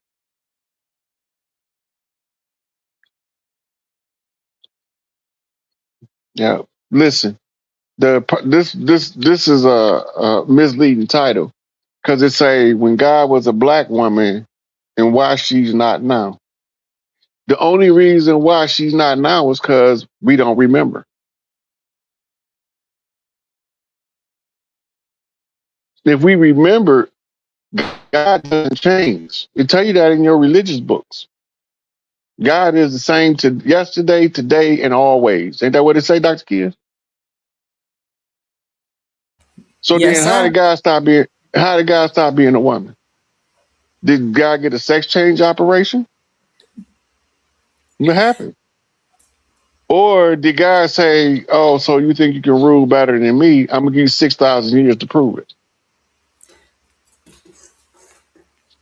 So, On this Chief, 20, I'm sorry. There was a go ahead. Caucasian woman. There was a Caucasian woman named Marilyn Stone that wrote the book "When God Was a Woman," and she talked about how you probably noticed when God was a woman, all cultures worship God as a woman, and then Joseph Gibson is a brother who wrote "When God Was a Woman," and why when God was a black woman, why she isn't now, and he was just saying how we used to worship her as a black woman, but now, like you said, people forgot and they worship a Caucasian male.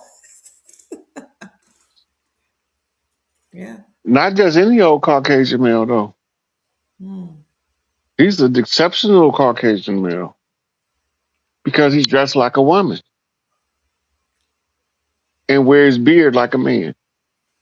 I Mm. think he had set some. He dressed like a woman, but he wear a beard like a man. I think he has set some. It's just a, mm. Yeah, how Mm. she Remember put? the woman Pharaoh who wore the beard? Oh, yes. People think she was cross dressing. She wasn't cross dressing. You know what the beard symbolized in that particular dynasty? No. The power to speak to the masses. The beard was supposed to be the symbolic bridge between your throat chakra, and your tongue. Mm. That's what the cobra is. Wow. Cobra is your tongue.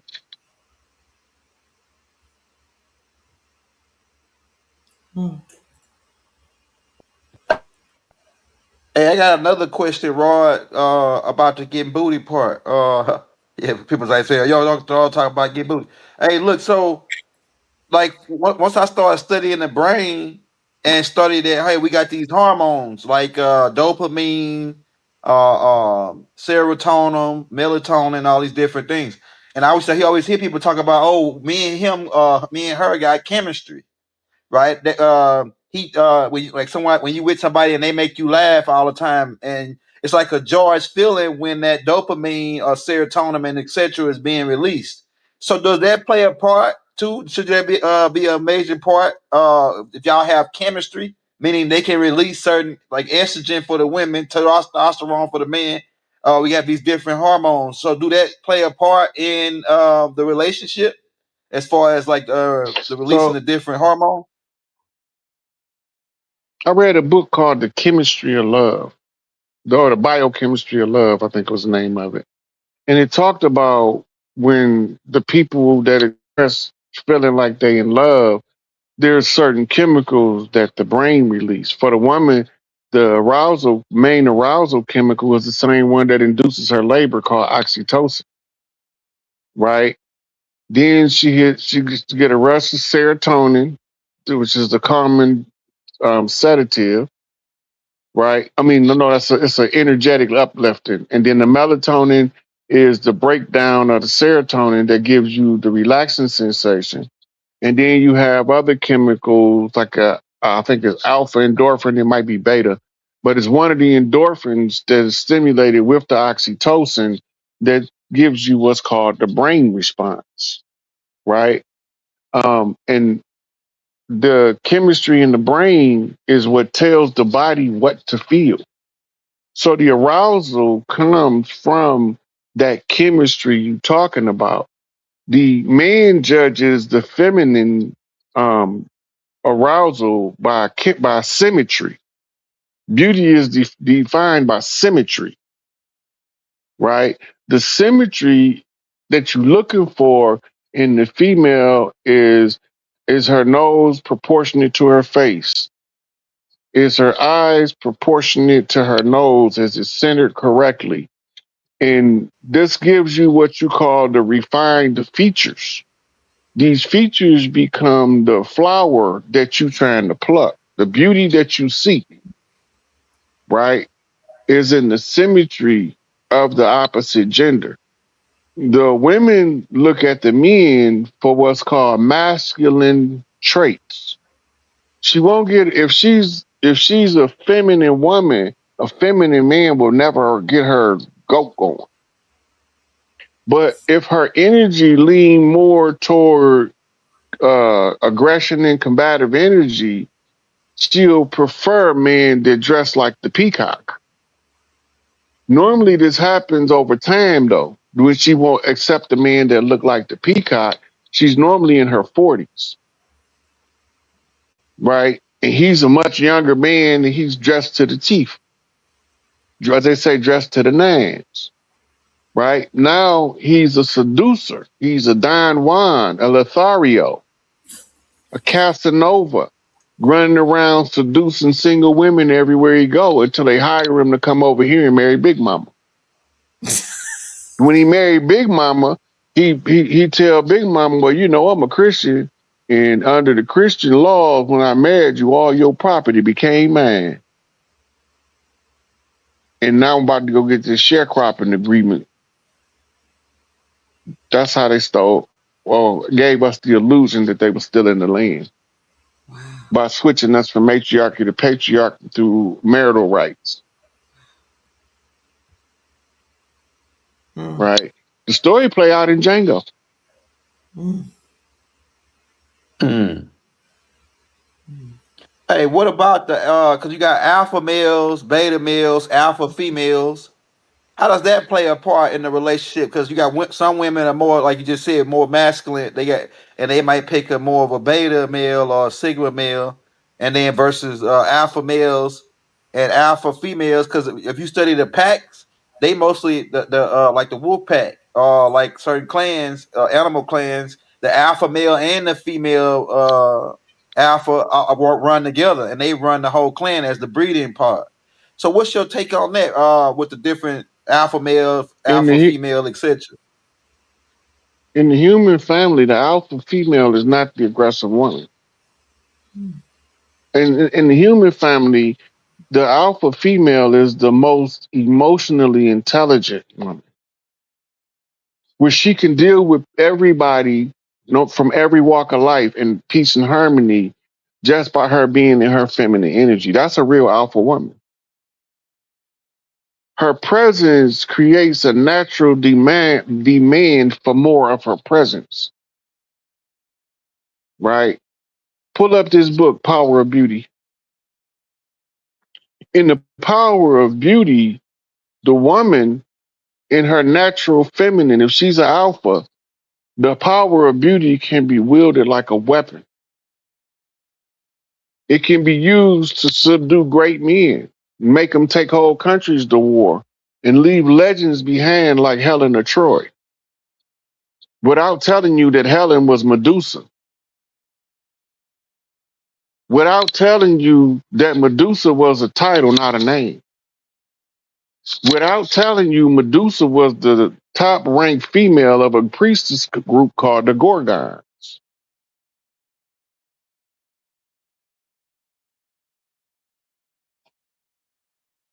right? So she's talking about when you using the beauty in the social structure, right? Now, the emotional intelligence comes into play because by emotional intelligence, the alpha female, she calls other women to try to sync with that frequency. We call it hiving, right? It's commonly seen in dorm rooms when a group of women's menstrual cycles start to sync. The synchronization is always founded around normally an older, more emotionally stable female. So they use her as they lunar calibrator to calibrate them to the 28-day cycles of the moon. She's the frequency holder. And normally in the dorm, most people don't pay attention. If some college student that's an older woman in the dorm that they all sinking to. Mm. She's normally the leader of the sororities or the cheerleading team or the volleyball team or the ballet team, whatever she's in, she the leader, but she the oldest one out there.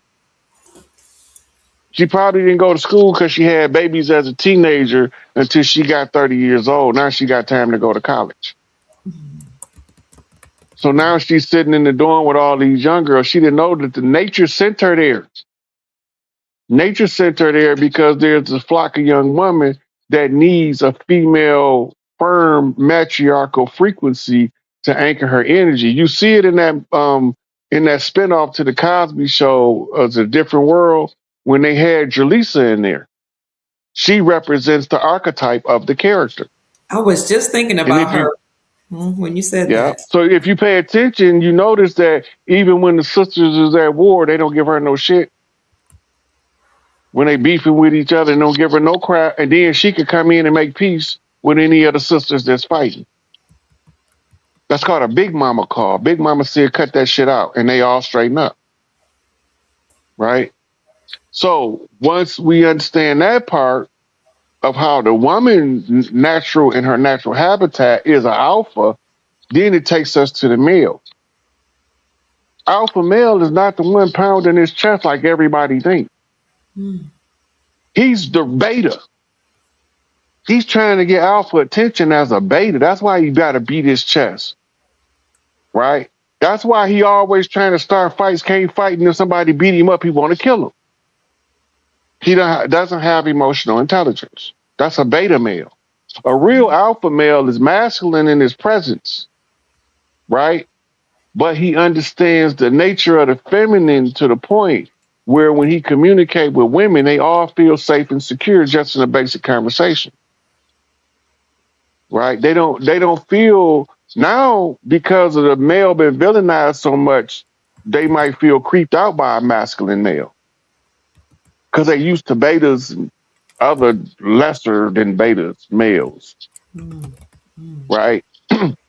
But the alpha male presence, it makes the woman become naturally more productive because his presence anchors her femininity, and now she's going to naturally start nesting And her nesting energy can come out at work as filing the best files in the file cabinet.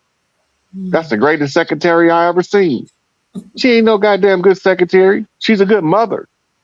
And her mother energy nesting in your office. And you thinking that she's a good secretary. She just brought, that's why she ain't at home with them kids, because she came to mother your dumb ass. Because you think you know it all, because because your name is on the office. You can't get there if she ain't there. I tell you that behind every great man is a great woman. You're not getting there if you cut her out. It's not gonna happen, right? I was telling the sisters on Unscrambled Minds the other day. When you go to the pantheon of India, you could pull up any one of the male gods, and they're gonna have thousands of wives, millions of wives sometimes. What nobody not telling you is their vanity is predicated upon them many. This is how many divine feminines it take to make you this level of God. Type in how many wives did Brahma have. Brahma? Yep, this Abraham, by the way, y'all. Everybody thought Oh, he only had one wife, Sarah. Mhm. He had like three at least. I know, well, according to the Bible. mm-hmm. Let me see.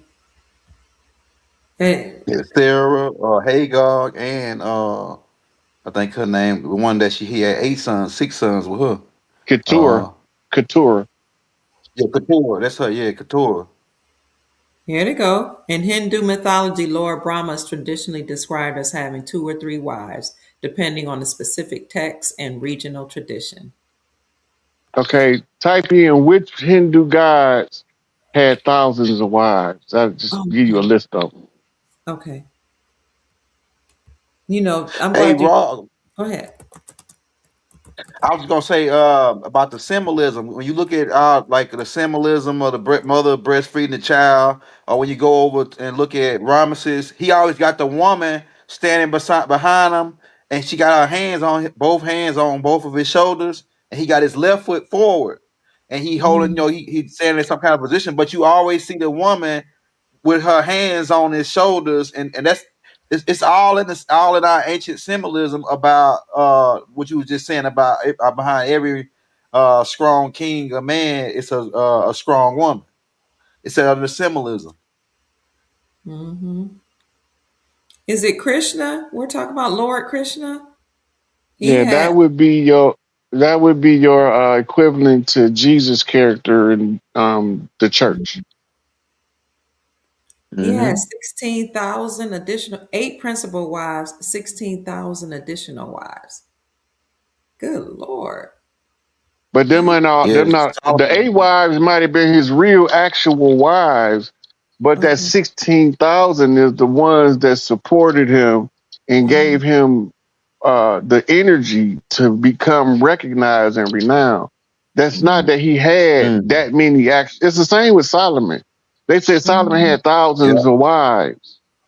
Yeah. All of them were Mm-hmm. different women from different queendoms that came together as a team in order to give him the power to rule. Mm. That don't mean he was Mm. sleeping with all them women, Yeah. because he would only be able to sleep with one a day. Hey, Rod, because you talked about this before. If you go to a look at an overlay of Washington D.C., it's got the what they call it, Ben, the towers. Obelisk, I forget the name of them. The the obelisk. obelisk. It's set up as a divine feminine layout, and then the obelisk is like right in the middle. Like, so you break some of that down. You was breaking it down to me before about the feminine layout and how the Yeah. So divine feminine look at really the gave them the energy. Go ahead. yeah. When you look at the obelisk, it sits on something called a vesica Pisces. The vesica Pisces is the yoni. Oh. That is also the fish in the church. Mm. Look at the ground. See that third one over there to the right. You can see the ground. You see Right like here. right here. Yeah. Yes. Right. Wow. Click on it.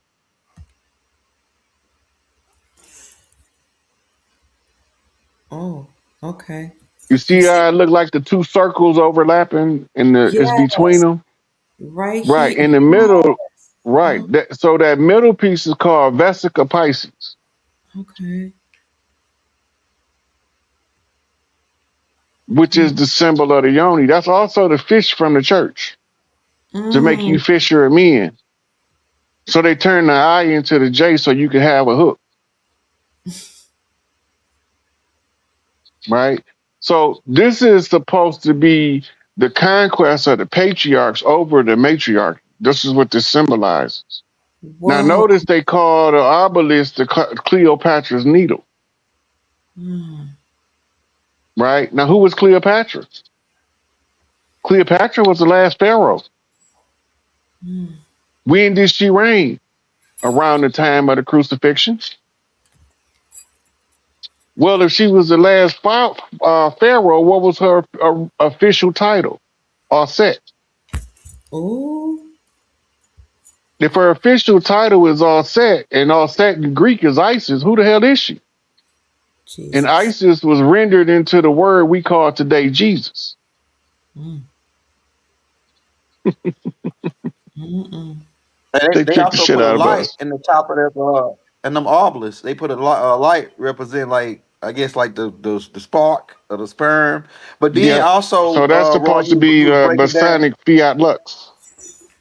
Yeah, That's and you supposed was to be the also breaking Masonic down that. Fiat Lux.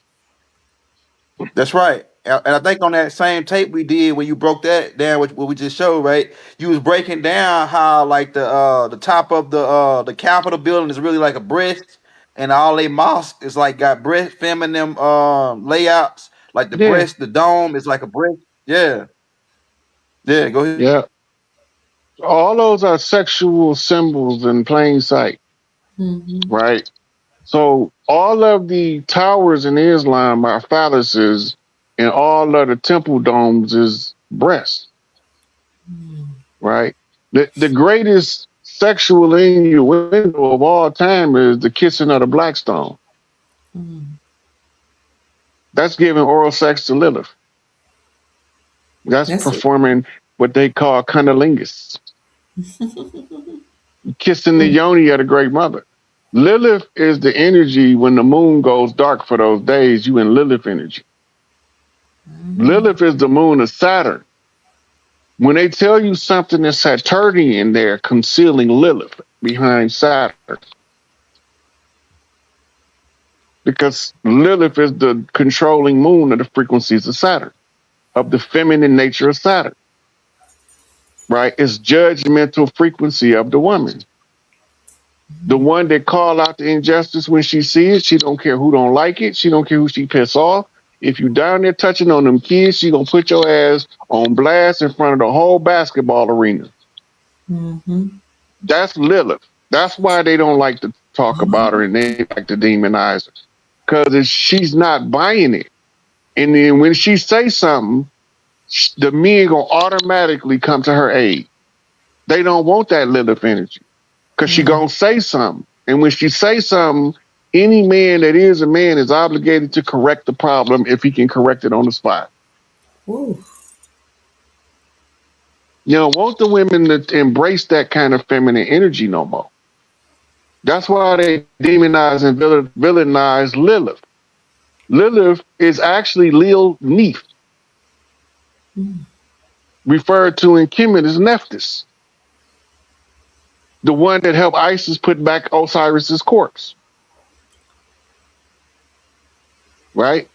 And she had what's called the power of the I forgot what that symbol is that she had the power of, but it regenerates life.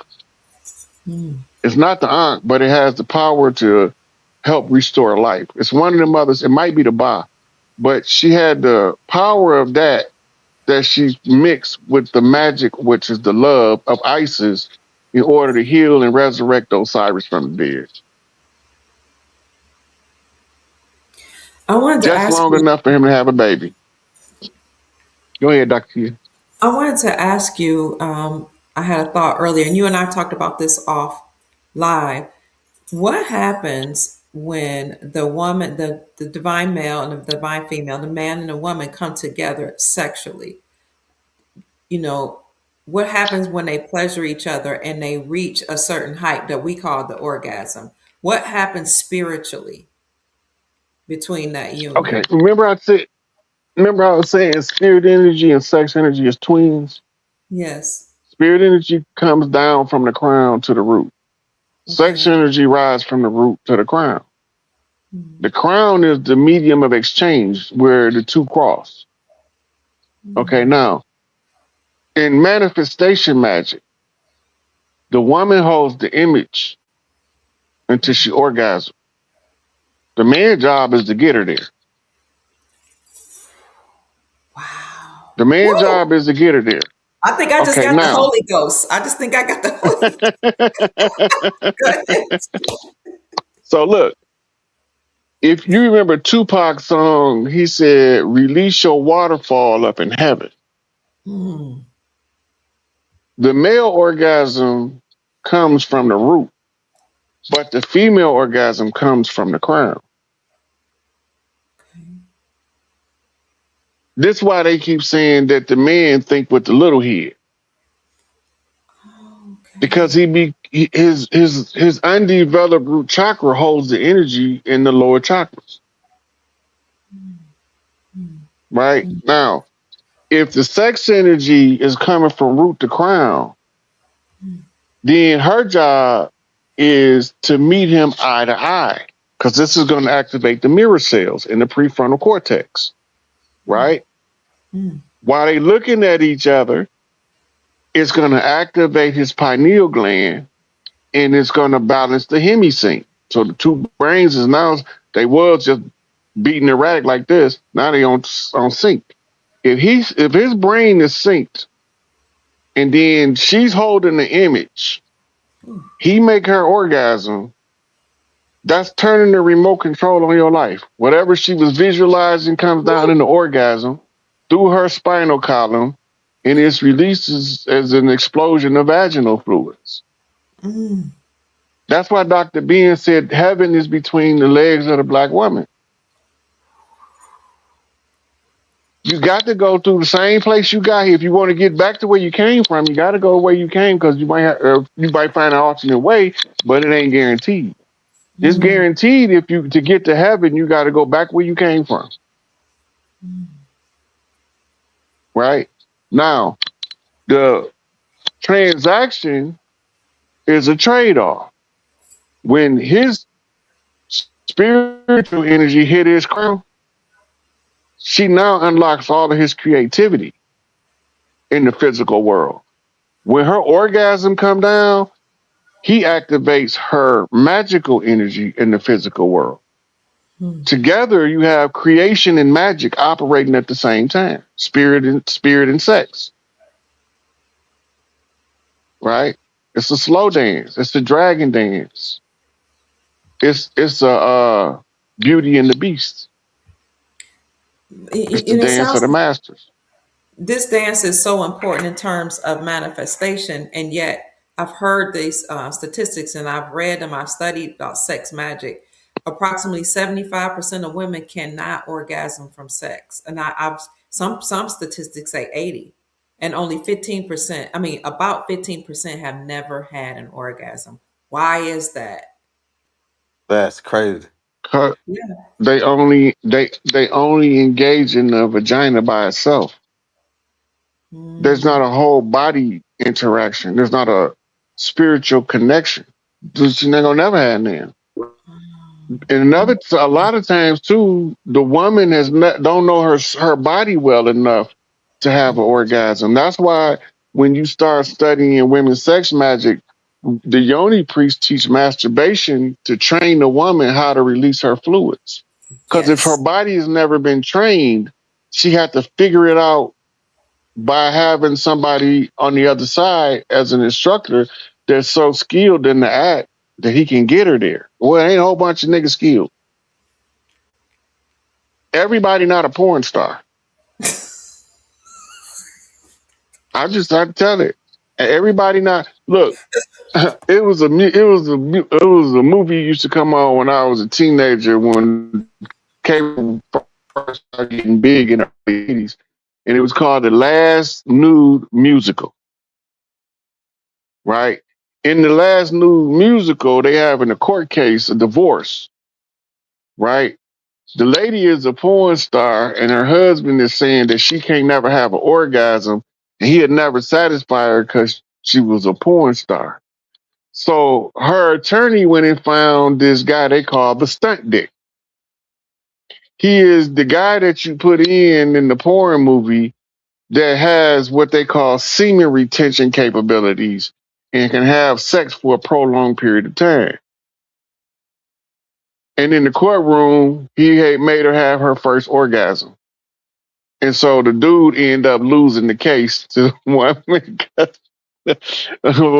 So anyway, the understanding of semen retention. This is sexual energy ecstasy. Pull that book up.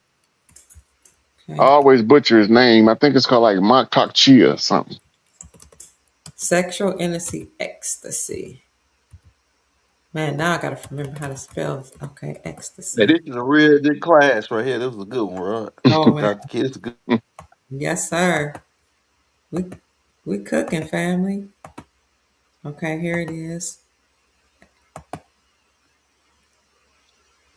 Sexual energy ecstasy: a practical guide to love making secrets of the East and West. Ooh, let me see what his name is. Uh, is this it? No, That's the one. That's that's the it. one. Okay, David and Ellen Ramsdale. There might be another version. Okay. Sexual energy. Okay, what's that about? Ooh, the joy of sex. Ooh, my. Okay. hmm Now, the author of this book actually have quite a few because you got some for men and some for women, Mm, okay. right? And he's Yes. talk. This one right here is talking about the male's ability to have semen retention Mm, and the effects it has on the physiology. He goes into a little bit of science, but it ain't too sciencey where a common reader won't be able to grasp the information. And he give you techniques to practice for semen retention, mm-hmm. right? And this is the what it's a book called Lord Chesterfield's Letters to His Son. Lord Okay. Chesterfield was a noble out of Europe who had an illegitimate son, but he was raising his son through letters, Mm, right? And he sent his son to a brothel for mm-hmm. sex education Mm-hmm. and left him in the custody of the madam. Why Mm, would he leave his son in the custody of the madam, right? Because mm, the madam is going to teach the son that how to control his emotional self when he's dealing with the sex with the women, mm, right? And in the book, Letters to His Son, he's going into why he sent him to get a sex education from a brothel and what that was all about in his royal upbringing, because he didn't raise him to be a peasant, oh, right? okay. So this is like he gave a whole blueprint in here. And this is actually one of the books that I was using to write my rites of passage program. And I was using what he was teaching his son. Because if you can teach them to have a noble disposition, everywhere they go, they'll have people supporting everything they do. But if you teach your children to be dumb, ignorant assholes and you send them into the world, then you are ill equipping them for success. The book by Alexander Dumas, right? The Count of Monte Cristo is a Mm, blueprint in understanding that you don't have to be born with the royal blood, so to speak, if you have the noble character, mm, right? So that's what that book is all about.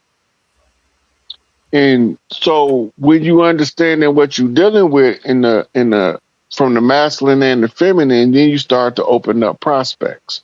Now, Mm, from the feminine side, you have Yoni Priestess of India, right? That teaches the women all about her body.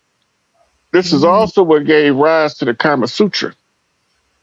The mm, Kama Sutra is the illustrated Kama Sutra is a series of positions in order to try to help the woman attain orgasm. The the woman attaining orgasm was the highest accomplishment of the man. It was even more valued than his great conquest on the battlefield. mm, Right? This is the difference between what noble people teach and what peasantry teach. In the peasantry, the highest honor is to be a what they call a war hero, right? In if you want to see what it looked like, go to the series La Femme Nikita and watch the character named Michael Samuel. Yeah, Michael Samuel in the Femme Nikita is the what they want all of the boys to be in the beginning. The polished version after that, when they take them out of the war and they put him into real society, it's a soap opera character named Victor Newman. They want all of the boys by the time they get to be seasoned men to have the same charismatic suave as Victor Newman, right? That's why the character lasts. It's one of the longest lasting characters in soap opera history. Not only that, he was only supposed to have been on there for like one or two shows. He wasn't supposed to be a staple in the mainstay. But the character has such an impact on the understanding of the masculine from a real alpha male perspective, right? And so Victor Newman became the quintessential personification of a masculine man in the current society. Michael Samuel is the perfect developmental phase through his testosterone filled rage cycle. It's under control, but he seems emotionless, but he not. He just his still waters run deep. When you balance, you seem on the surface to be cold and unresponsive because you balance. mm, And a lot of people mistake a balanced person with being callous, cold, and uncaring. That's not what that is. But a balanced person can also understand all of the mechanics behind the interaction between the male and the female. mm, And if she don't understand everything he understand, he can be too much for her, and she'll abandon ship because she don't know what's going on. mm, Stoic philosophy is the blueprint for the development of the masculine. mm, It's the European training manual for sharpening your masculine identity and solidifying it into a functional character in the society. Stoicism is the blueprint. It's another book for the men called Uberman, Almost Superhuman. mm. This was originally written in the German. That's why the title says Uberman. Uberman means Superman. Yeah. Mm.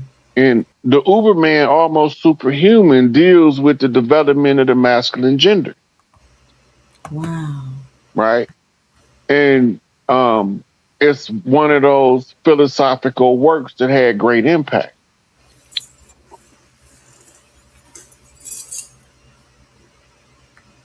It's Mm. not it's not telling you what it's all about. It's just telling you it's a self help book. Oh, But okay. it was yeah. So but it's telling you about the development of yourself as a man to appear to be almost superhuman, Mm. right? And it's so much material in the field, right? Um, it's another book that I want to point out, going back to developmental psychology of the boys. It's a Jewish lady wrote a book called Boys Will Be Boys. And it's Mm. about the war on the masculine gender and childhood. Wow. Now, once you understand what's taking place, now you know what you have to do as a man or a woman in order to resolve the problems. Nobody don't want to solve the problems. They want to live there. Mm. Mhm. Mm. Yeah.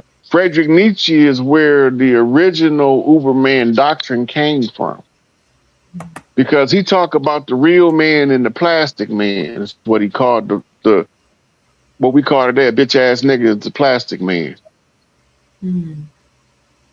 and that's why he came up. Okay. Mm. Right. He was one of the foremost philosophers, Friedrich Nietzsche. He got some good works too. Um, then the geisha.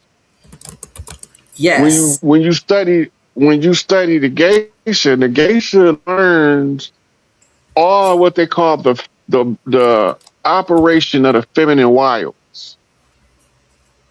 The CIA sent honeypots agents to geisha communities to train in the seduction of men. Mm-hmm. Mm. Right? All of the secret societies send women that they want to infiltrate top leadership positions. They send them to the geishas for training. The geisha character development and the understanding of seduction is so powerful that the gaze from a geisha make a regular dude lose his effing mind just by Mm-hmm. her looking at him a certain way. It's called the master of the gaze. Everything that she wear is scripted from her makeup to her outfit to her perfume to her jewelry. It's all meticulously put together with the whole intent of being seductive. Originally, the geisha was not prostitutes. Originally, the science that came from the geisha was used to train royal women in how to tend to the men in the royal household Mm. sexually. It wasn't intended for them to be prostitutes in the brothel. Okay. But Western civilization pillaging the palaces forced them into prostitution for survival. They did the same thing over here, especially in Vegas and the West Coast. Mm. And this is a contributing factor to a lot of the bitterness of the women out west compared to the women in the east. The women Mm. out west, they used to having a particular type of guy. And if you ain't cut from that fabric, you're gonna have a hard time with a girl from Cali, from Arizona, Man, from Washington, from Oregon. You can't just be no bitch ass nigga and think they're going they're not gonna facilitate that. Even if they deal with you for a minute, it's only till they can feed you to a real goon.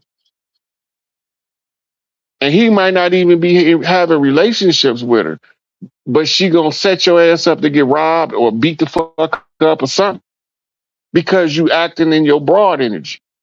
They don't like to see effeminate males out west. But then the European powers is pushed. That's why they pushed the homosexual agenda in Cali so hard because of the hypermasculinity of the male. They could pass the homosexuality off under the false pretense of being a hypermasculine male.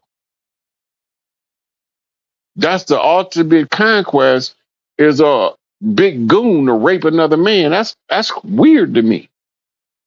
But it's what they brought to the culture that wasn't there before. We saw problems that like this. They saw problems if you lose, they dominate you in order to take away your right to rule by rupturing your root chakra. That's what that's all about. So now you ain't just fighting for your life, you fighting for your manhood, your princehood, and your kinghood all at the same fight. And if you're aware of that, you can't lose. Most of us ain't aware of that. So the women out west is holding the dudes to the fire. If you don't stand up like a stand-up dude, they gonna feed you to the wolves. They got a pack of them everywhere. She gonna feed you to them, and you ain't gonna even know that she had anything to do with it.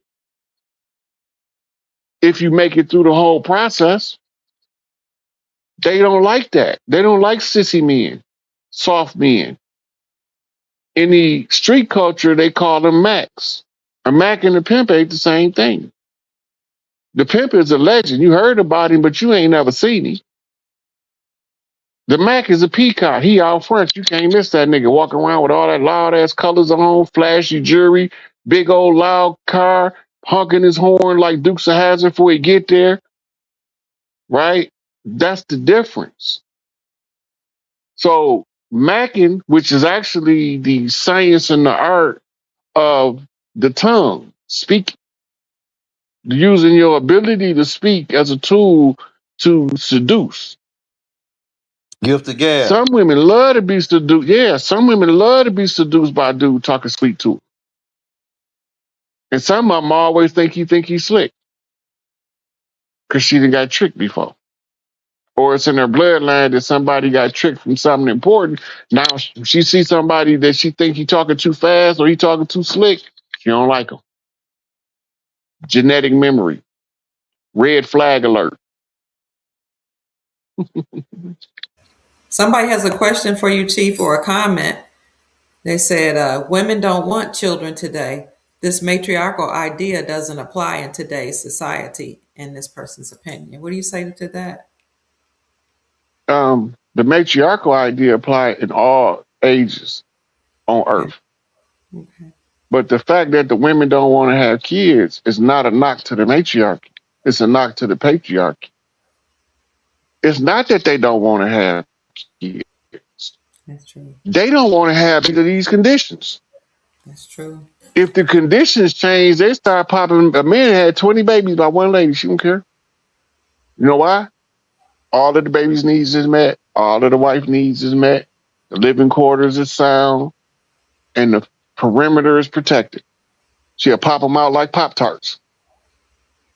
But if that safety net is gone, women don't want to have baby. Look, you can have a pregnant dog in a hostile environment. That dog will hold them puppies past her due date until she thinks she's safe to deliver. The same with a cat, a monkey, an elephant, even a whale. Some whales will hold a baby in captivity until they burst out because they can't hold it no longer. And they normally hemorrhage to death.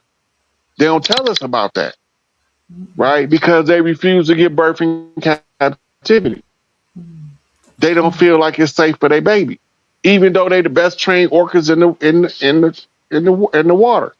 They don't want to give birth there, right? It's the same with women. They don't want to have no. I don't want no babies under these current conditions, but I got them. But I didn't want no children. When I came home, I told my mom, I said, "This world effed up. I don't want no baby, bring no babies in this world for this misery." She know what she told me? Oh, you gonna have some more babies, and if you don't like the way the world is, you gonna go out there and change it. I said, Mama, how the hell am I gonna change the world? I don't know. You gonna figure it out. How the hell am I gonna figure it out? What make me so different? Because that's your job. You smart. You'll figure it out. I ain't that smart. You smarter than you think. We going back and forth. Mm. But she made sure to tell me that you gonna have some more babies. If you don't like the way the world is, you know what to do about it. That's If the the matriarch. matriarch was Mm-hmm. if the matriarchy was properly in its place, which is basically the longhouse, you pull up the Hadassah Longhouse Constitution. You can just type in Longhouse Constitution, Okay. and every woman need to read this because they don't understand that you already had the power. Mm. It was already there, it was just laying on the ground. Everybody kept walking over it, trying to use some secondary power. Mm.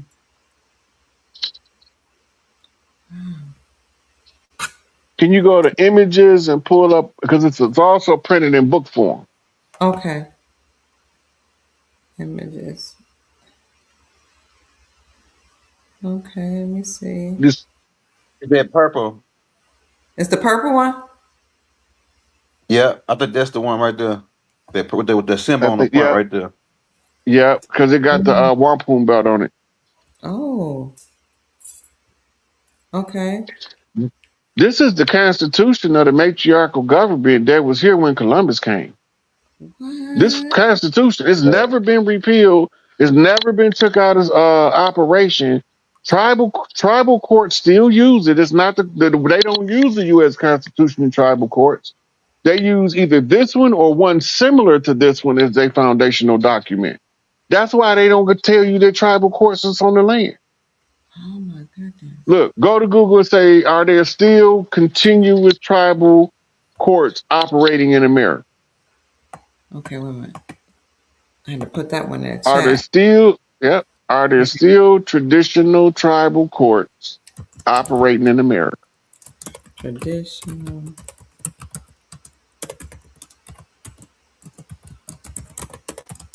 operating in America. Okay. Wow. Here we go. 1 second. Family, send the chief a nice donation to $sick8, for Cash App, SIKAPE, or you can send him a donation to PayPal, Sick801, SIKAPE01.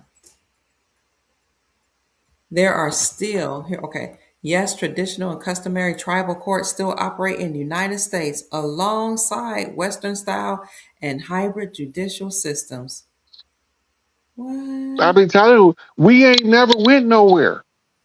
They just hid our stuff from us by overshadowing us with their stuff.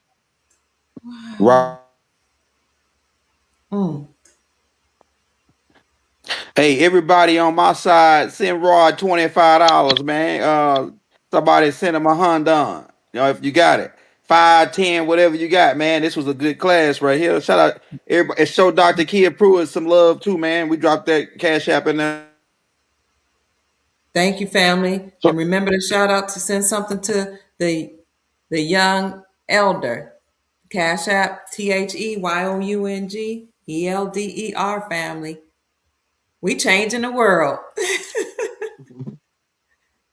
Oh yeah, yeah. this class was So well needed. It break down a lot of stuff that people was having mixed thoughts about, and I think Mhm. Rod did a good job at breaking down why the matriarch is it's gonna be what it is. You know what I'm saying, and why it was what it was before the colonizers came. Yes, and look, absolutely. Mm-hmm. as a woman, Dr. Kia, watch this, Mhm. Elder. As a woman, if you got two situations, Okay. one of them you comfortable, you relax, Mm. you in front of a fireplace, listening to some smooth jazz.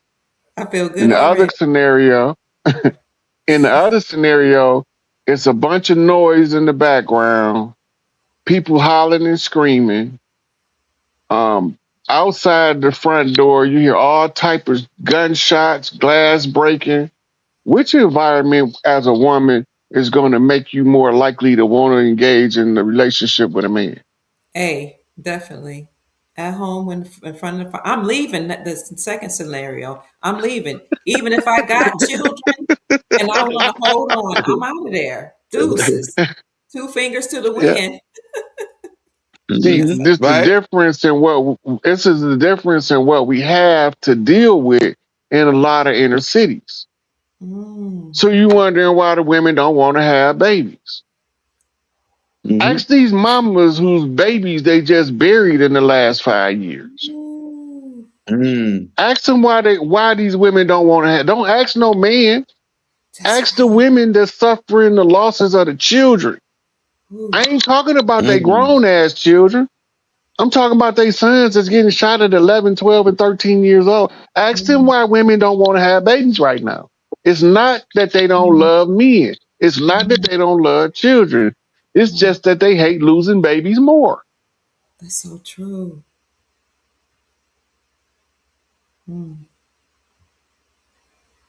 That's right? true. It's a difference in walking through a rose garden and walking through a minefield. Mm. You ain't when you walking through a minefield, you ain't thinking about nothing affectionate. You thinking about survival.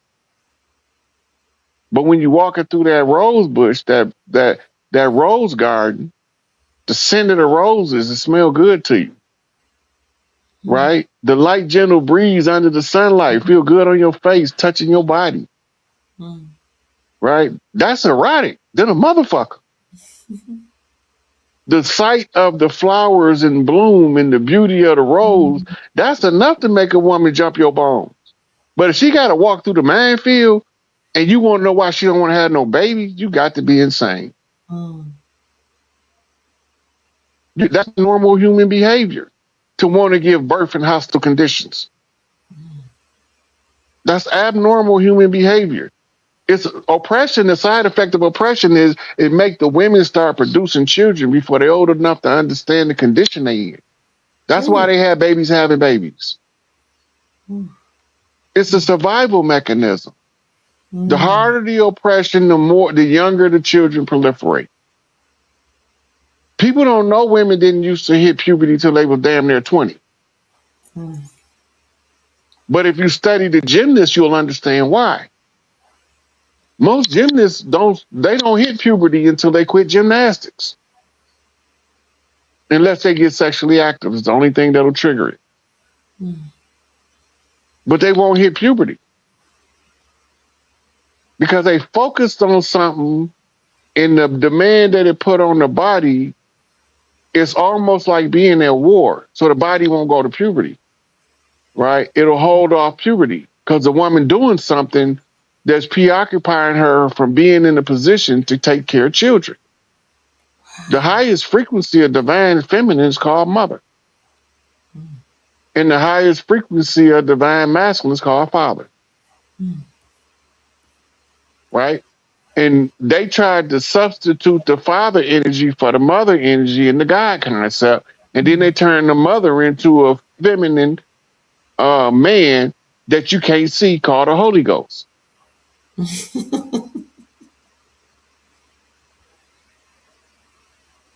It was supposed to have been Usir, Offset, Heru, right? And if it was a girl born first, it was Osir, Offset, and Het Heru. Mm. Het Heru is the first right to the throne anyway. She get the right over Heru. Heru can't do nothing but put his sister on the throne first.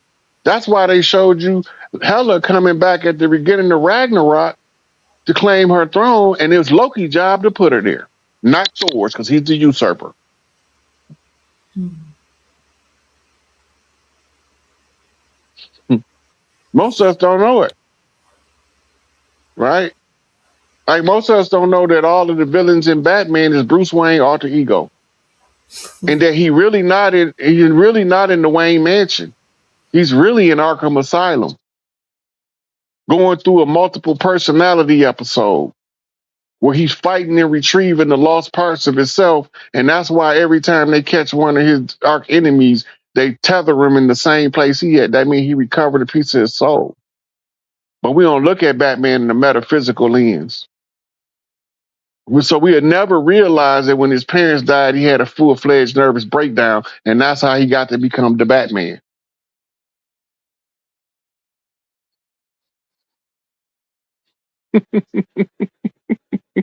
Hey, everybody go on my side, make sure you subscribe to Dr. Kia Pruitt's page if you hadn't already. We got about 1,300 people on this side that I'm seeing. And we probably had way more than that on, but we got 1,300 on now. Everybody go make sure you subscribe to Dr. Kia Pruitt page. We got the link in the descriptions and follow on Instagram and TikTok. Make sure you follow Rod on his Instagram and Facebook. You got a TikTok, Rod?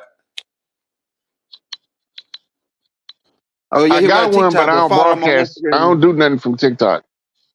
Okay, yeah, because they always shout. They always trying to. Every time I post something, they block me for 7 days. Every time I post Well, something that we put out on TikTok, yeah, man, they real rough on TikTok. a lot of Uh, people want to know, why I don't have my, you don't do, Dr. Kid. Come on, come on. No, go ahead. Go ahead. Yeah. Go ahead, Chief. A lot of people be asking me why I don't have my own YouTube channel Mm-hmm. and why I don't have my own TikTok channel. I'm only one person. I just move like a gang.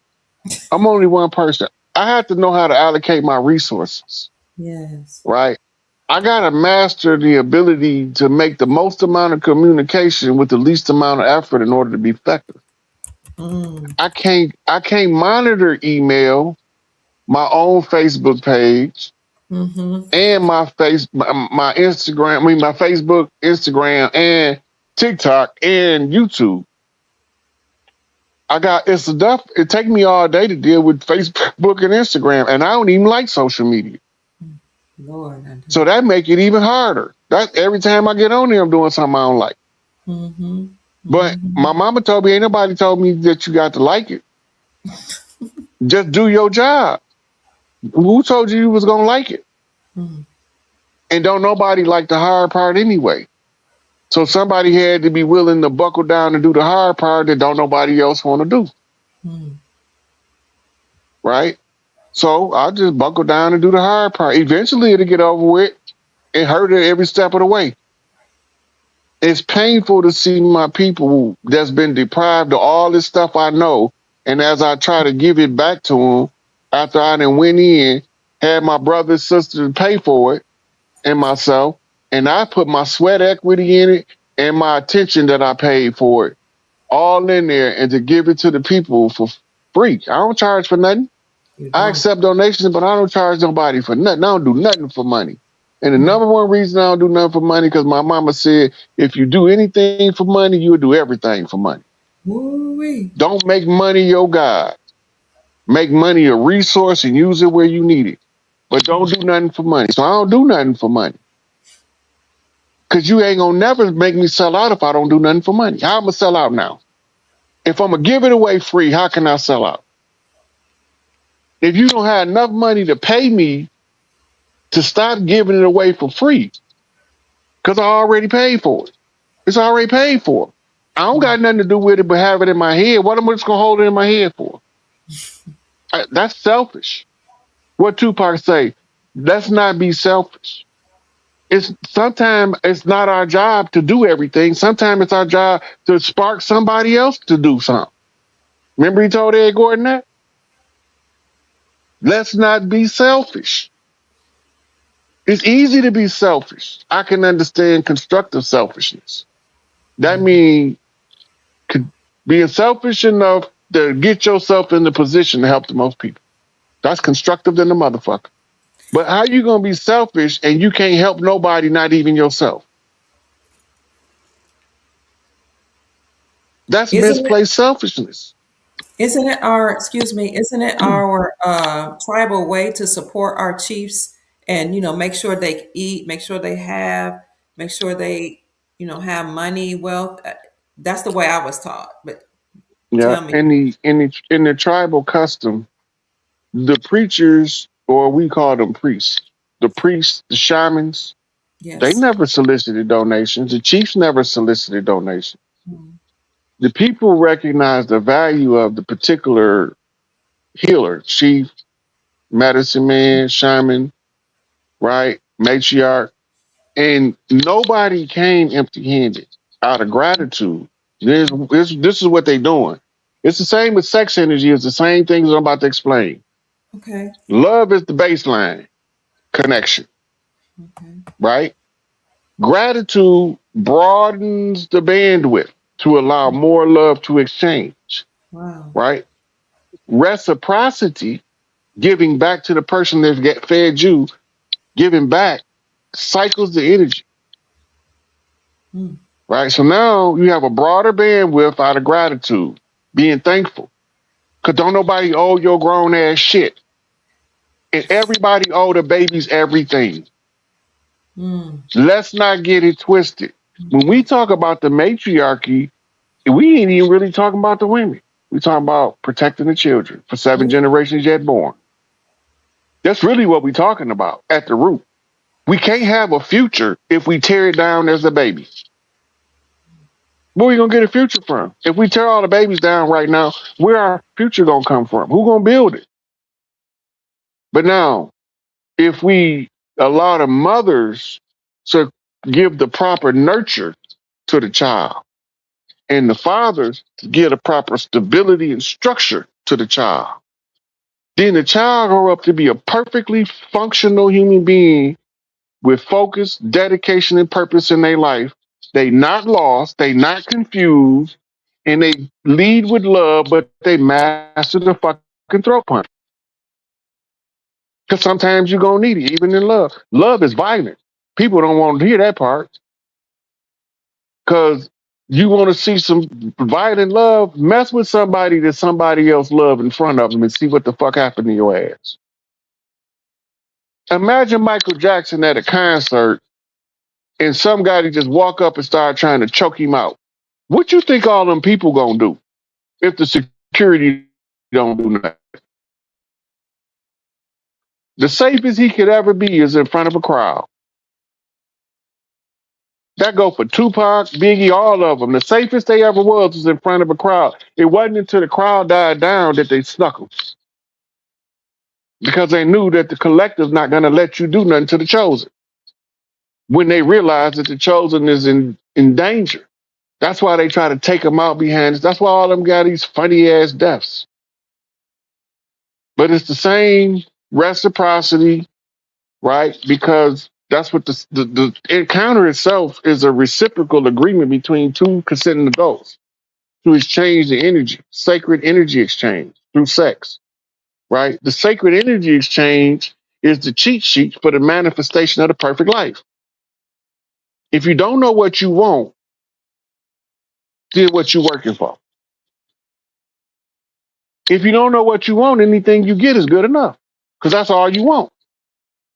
But as soon as you know that you want to live your best life and you want the best for yourself and you want the best for the ones that's, under your care in your, in your community, when you want the best for everybody, then you try to figure out if I can just, like, for instance, all this knowledge I got, like, my dad used to say, "Boy, what you got all that knowledge in your head for? You ain't doing nothing." Well, I said, "I'm gonna do something with it, probably." He's like, "We, I don't know. Mama told me I'll figure it out. I don't know when I'm gonna do something with all this knowledge."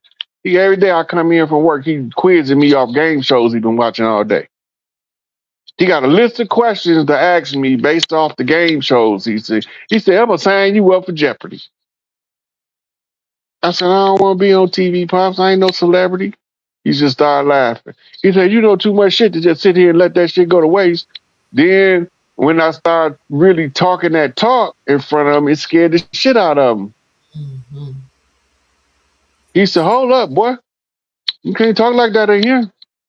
But he was just testing me to see if I stand on what I stand on. I said, "I understand, Pops, this your house. But ain't Alice asked me a question. If she don't want the truth, I can't answer it. If she wants the truth, I got to tell her as best I know it." And then, the time go past, he called me back. He told me, he said, "Look, the reason I was acting like that, because every nigga I know with that kind of intelligence, the system killed their ass." I said, "I know, Pops. Remember all them times you told me I had all that knowledge, I need to do something with it? And I was telling you it ain't time yet?" Because with knowledge is knowing. And wisdom is the application of what you know in order to affect the greatest change to benefit the most people. That's operating from Ain Soul, the realm of Sophia. Still a woman when you get there. So when they tell you that one wiser than Solomon came, you better believe that it was Sophia herself. She came straight from Ain Soul. And if she come from Ain Soul, and her name is Sophia, she personified as Aset. Aset is the throne, right? And the throne is preserved for the king to sit on in order for him to enjoy the fruits of her labor or the fruits of her womb, the sacred union. And if you don't know how to put the family back together, you got to start one step at a time. Talk to the family members you know you related to, but you ain't never had a conversation with them. Mm. That's called building bridges in the family, making new connections with bloodline people that you ain't never talked to. Don't accept any rumor about anybody you haven't talked to, because that means that you are a gossip hustler and not an investigator. You ain't Mm. trying to find the truth. You just want to hear the juice. You want to get the tea. You don't know the tea is just a square for the hangman to get hanged. All you need is the right number of letters and he gonna fall. Snap his neck. Mm. Hangman's noose. So the sacred energy exchange, the sex magic, right? It's volumes and volumes of books on sex magic. Sex magic was one, they don't tell you the nefarious sex magic. Mm. They tell you the glorified sex magic. The nefarious stuff is in the Talmud and the Mishnah. Mm. I ain't finna go there because it's some wicked shit. Yeah. And then they got supplemental material behind that that we ain't gonna never see with our naked eye. Mm. They not gonna never publish it, and they gonna pass it down in family lands as grimoires, the most gruesome of the sex magic. Because now they becoming loose harvesters, Mm-hmm.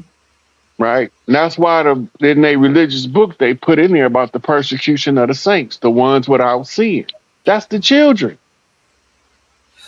Ain't no grown folks without sin. We all did dirt.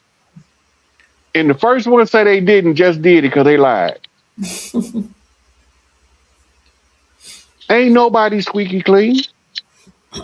We didn't all did something that if the world found out about it, we would be ashamed that they knew. Mm. That's the barometer. That's the measuring stick. Mm. So the only ones without sin is the children, right? The sacred sex is about producing the best product of the loins, right? Elijah Muhammad said that the prayers of the woman is answered through the womb. So what you praying for while you pregnant? The old wise women and doulas in the South said that's marking your child. Be careful what you say when you're pregnant, girl, because you're gonna mark your child. Mm. Don't talk negative about people while you're pregnant. Be vigilant in your thoughts so you don't mark your child, Mm-hmm. Mm-hmm. right? This is old stuff. This ain't new stuff. This stuff been known for thousands of years and it's been verifiable proof. Heirs have certain birthmarks Mm. in certain cultures, right? And if they don't have the right birthmark, they ain't the heir. If it ain't in the right spot, it ain't the heir. It got to be the right birthmark in the right spot that's in the family line. Mm. In other cultures, it's not a birthmark. Is how long is your hair? That's a couple of tribes over here, by the way. Mm. How long is your hair? The lady with that long hair dragging the floor, she the empress. Or if she don't have what they call 7, 8 ether, the one with the big afro, Mm. she the empress, right? The one with the blankets, they pass out the blankets. She's a blanket chief, matriarch. She Mm. pass out the blankets. That's the covering of the tribal protection. Then you had the ones that deal with the slippers, the chanclas. They call them chancla mamas because it's also it's the gift when her son bring home a prospective wife. She approve her by giving her a set of slippers at her house, Wow. right? If she don't never put her slippers out, her son can only date her for so long before he get rid of her, and he won't never know what happened. This is what they call Central American Hispanic culture, all the way down into the Samoan and Tongan Islands. If the Mm. mama of the of a chief, don't give that girl them slippers. She ain't the one. Mm, But mm, soon as she come over there, and when she walk in the door, his mama grabbing her by the hand, girl, put your slippers on, come on in this kitchen. She the one. They know the culture, mm, but it's been concealed from the public. But you could see it play out in I think it was one of them Fast and Furious with the Rock when they mm. went back to the Samoan Islands and he was out there fighting his cousin and Big Mama came out there with that slipper. All them big ass 360-pound, 50-pound Samoans got in line real quick. Because if one of them would have been disrespectful, all of the rest of them would have whooped his ass together.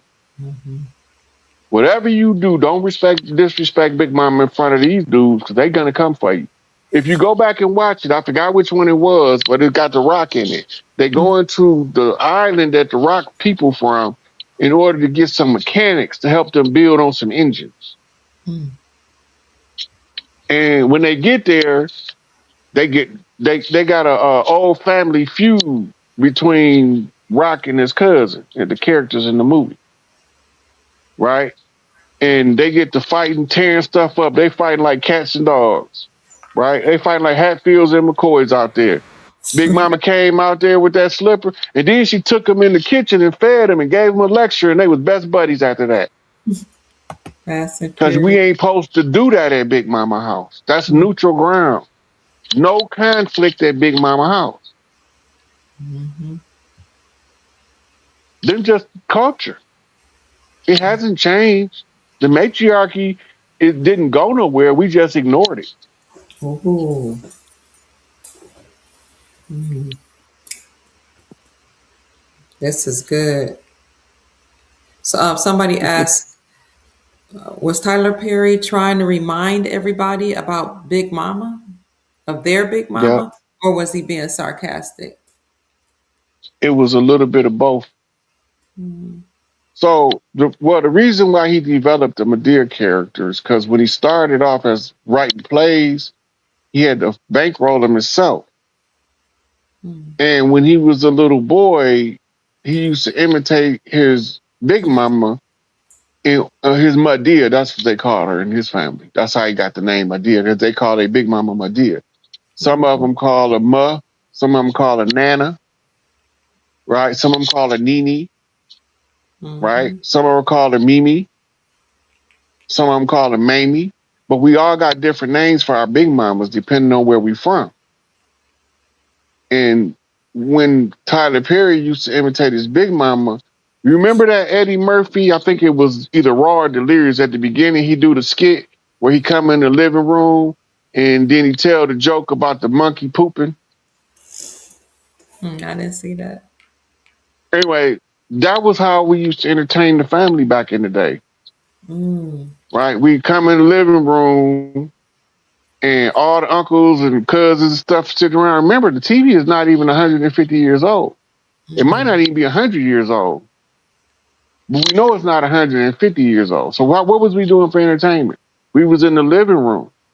mm, That culture carried into the 70s, going into the 80s before it started to dissipate, mm, right? And whatever the family did, like our family, my father used to drink on Friday and Saturday and sing and talk loud, right? So we knew Friday come around, we wait till about 8 o'clock, possibly have a little oil in them, we could all get $1. Right? So you have different families have different practices in the family that's mirrors of other things. The names might be different, but the structure the same, mm, you know. And that's the evolution of the culture. Even in the midst of this patriarchal domination of this usufruct agreement and this temporary government that's about to be X'd out, um, we still was still following our traditions in the community. They knew this. This is why they sent COINTELPRO operatives to interfere with the reconstituting of the tribes and villainizing the term gang. Gang didn't used to be negative. mm, Remember, the Little Rascals was called Our Gang. That's right. Remember the Bowery Boys? That was about gang. It was about a gang. Remember the West Side Story about the Rocks, the Sharks, and the Jets Mm-hmm. gang banging. About Maria. Maria is Spanish for Mary. What the they fighting over Mother Mary? Who the hell is that? Hail Mary, Mother of God. If she Oh. the mama, then what the hell that? If she is mama, what that make her? Mm. She got to be greater than God because she birthed him, right? Mary is her name, and all said is her title. Ah. And her land is called Ty Mary, Mm. right? And her daughter, Venus, represent the quintessential virgin, which is the perfectly divine feminine, Mm. right? This is what we call the Oshun priests, those divine feminine juicy, the honeypots, the ones that every man want and only one man can have her. Mm. And he's the envy of all men. When the sisterhood put together, she go find other ones just like her that only one man can have them. So they giving him power though. Everybody only stuck on the sexual aspect of the interaction. Mm. Remember earlier when we was talking about the Hindu gods having all of those wives, he wasn't married to all of them. That was his support system, his backing. Like Krishna, they say he had 8 prime wives and 14,000 other women. He wasn't sleeping with all them women. Mm. That's insane. But that's his congregation, so to speak, as they say in church. He had the congregation of the matriarchs. That's Mm. how he became a god. That's how most of these You don't, pastors build their churches with the women. if it ain't no church mother, that church don't flourish. It's Mm-mm. always a hole in the wall. Mm. Yeah, Soon as he it's bring bored in a as good, hell. It's bored as hell. yep. Soon as they got a church mother in there, the choir sing better, Mm. the preacher preach better, right? The offering plate fill up faster. You ain't got no church mother in there, that's a miserable ass church to be in. And it ain't gonna last long. And then when he started adding other church mothers, they call them the prayer warriors and the elder committee, he's consolidating power in your face from matriarch.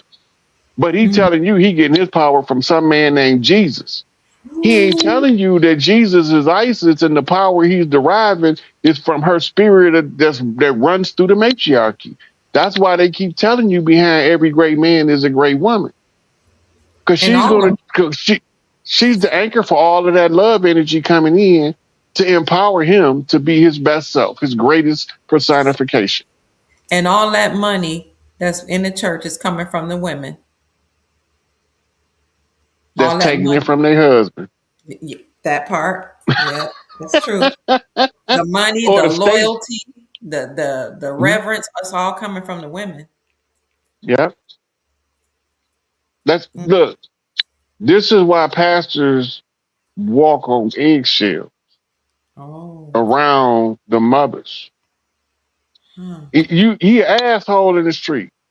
But as soon as you see him around them church mothers, he be putting on his best behavior, his fake ass smile, be giving you all of the courtesy, and all the time you looking at that look in his eye and say, "Why this double lying to me?" He Ooh. ain't trying to trick you. You ain't the one. He trying to trick the church mothers so they don't oust his ass. It's Mm. the consolidation of power. Mm.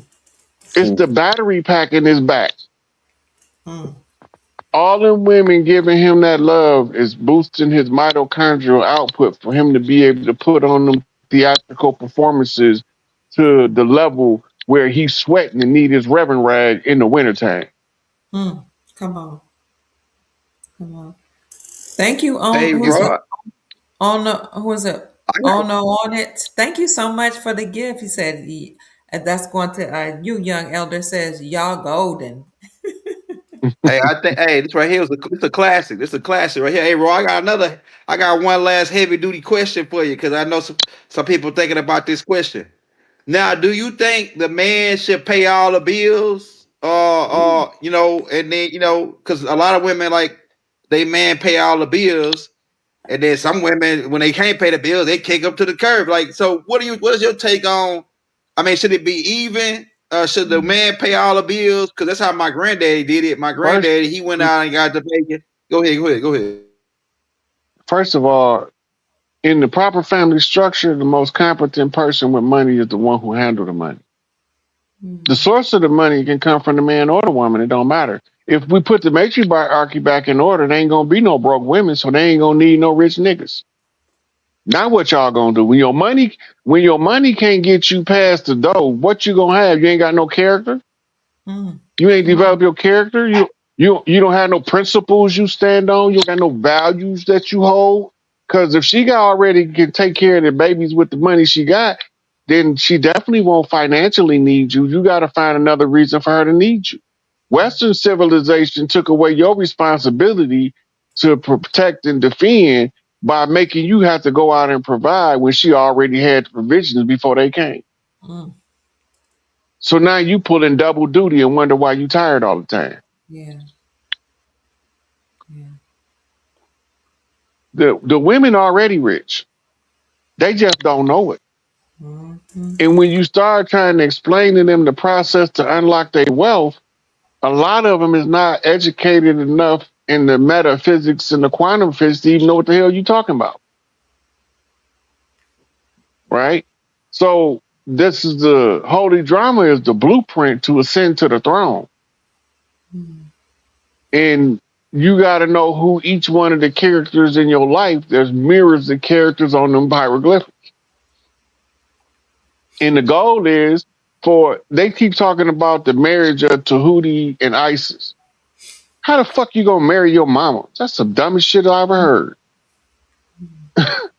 That is not this. That's not what they talking about. The union of Tahuti and ISIS is her giving the blessing to the son to ascend to the throne. As his Mm-hmm. mother, she becomes the queen mother on the 13th seat. And she appoints the one that she loved out of all of the potential consorts as his anchor.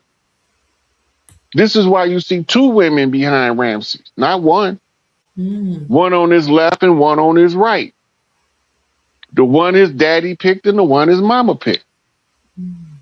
And they gonna try to hold him down and will go to war beside him. But they gonna fight the spiritual side while he fight the physical side. Most of us too dumb to even see that.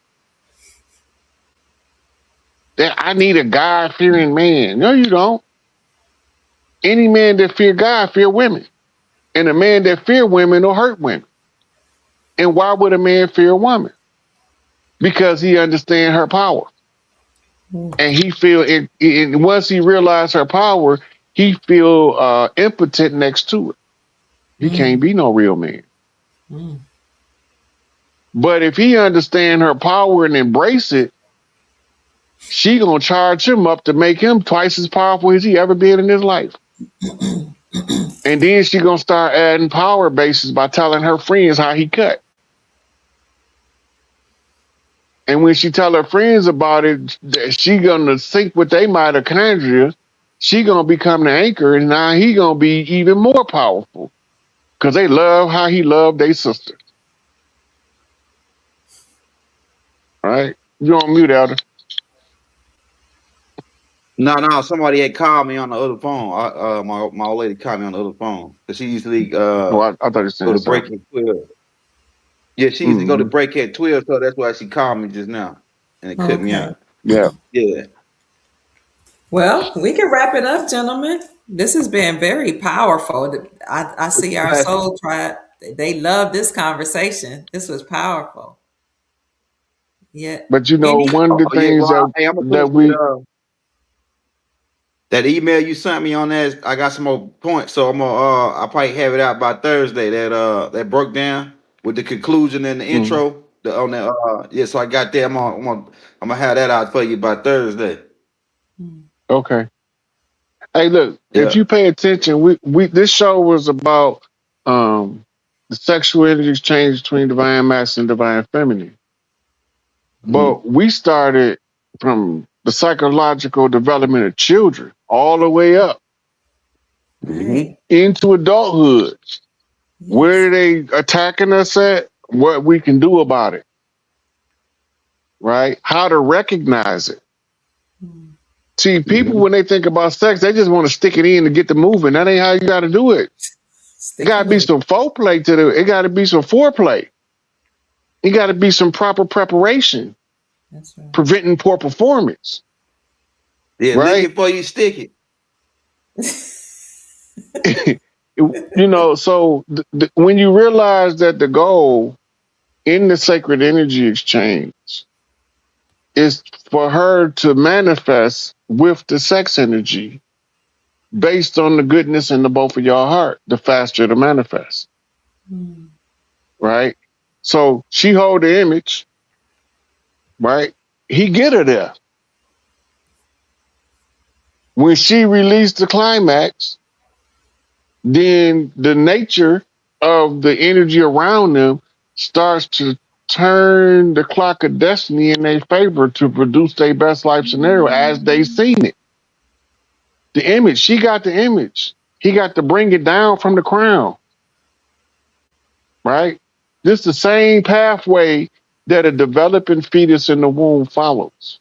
And this is Mm. why the woman is God, Mm. because you can alter the 3D reality through orgasmic sex with a woman. And I don't care how much you have sex with a man and masturbate, it's not going to never happen.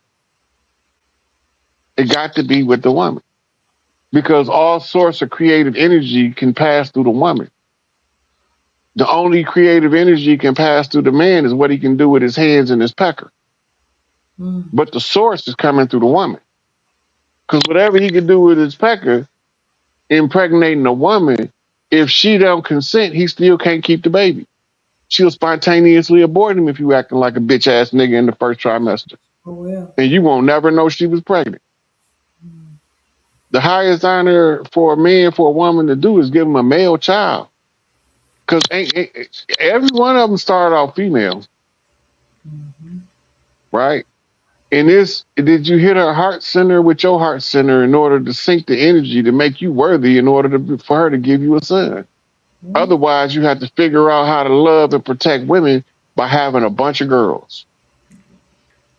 Because that's going to automatically send you into a different frequency than trying to have sons. Mm-hmm. Now you're gonna be stuck in guardian mode for the rest of your life. You can't get out of it. Just because your daughter get married and move off, you still she call you daddy. My husband ain't acting right. You over there in 5 minutes with your dog and your pistol. Mm-hmm. You ain't gonna never get out of protection duties when you a father of a girl. Mm. When your son get grown and you realize he can take care of himself, you aid and assist him, but you don't have to worry about guarding and protecting him. Mm. That's the difference.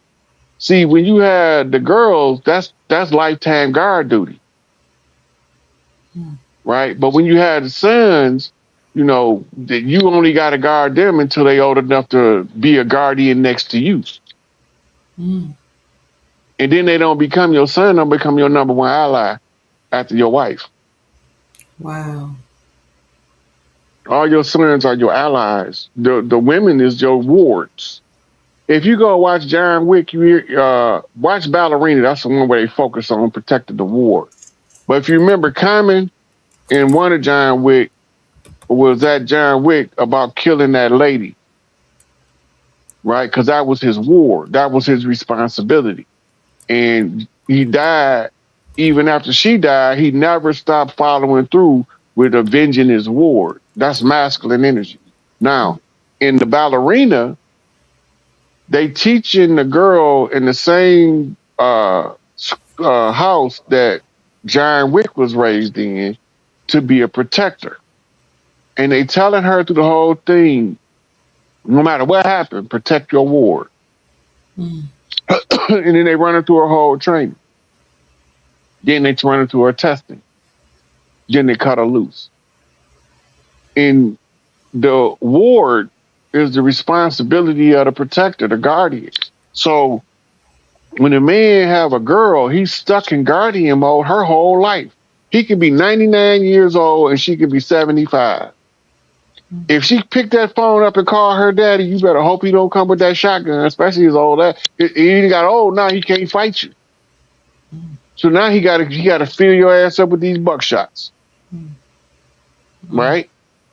And that's if she don't have no brothers or no cousin boys that's gonna say, Papa, I got this. Yeah. Big Papa, don't worry about it. I'm going. You stay here with Big Mama.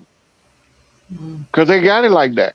They didn't put in the work in the family to have the respect where none of the sons want to see Papa go out there with his old ass and get hurt. Because they feel like they wasn't doing their part.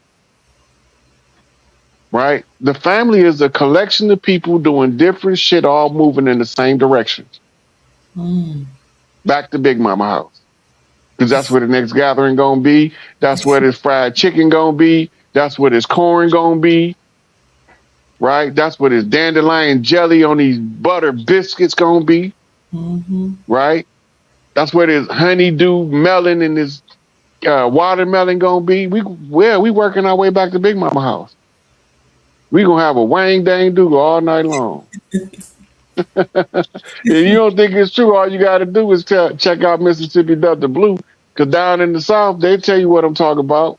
Even if these city slickers don't got a chance, when they get out to that country, they going to teach them how to use their hands.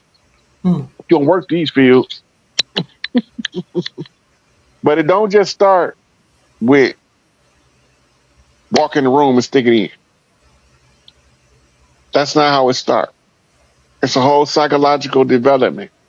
It is. It's the interaction to master the chemistry exchange, right?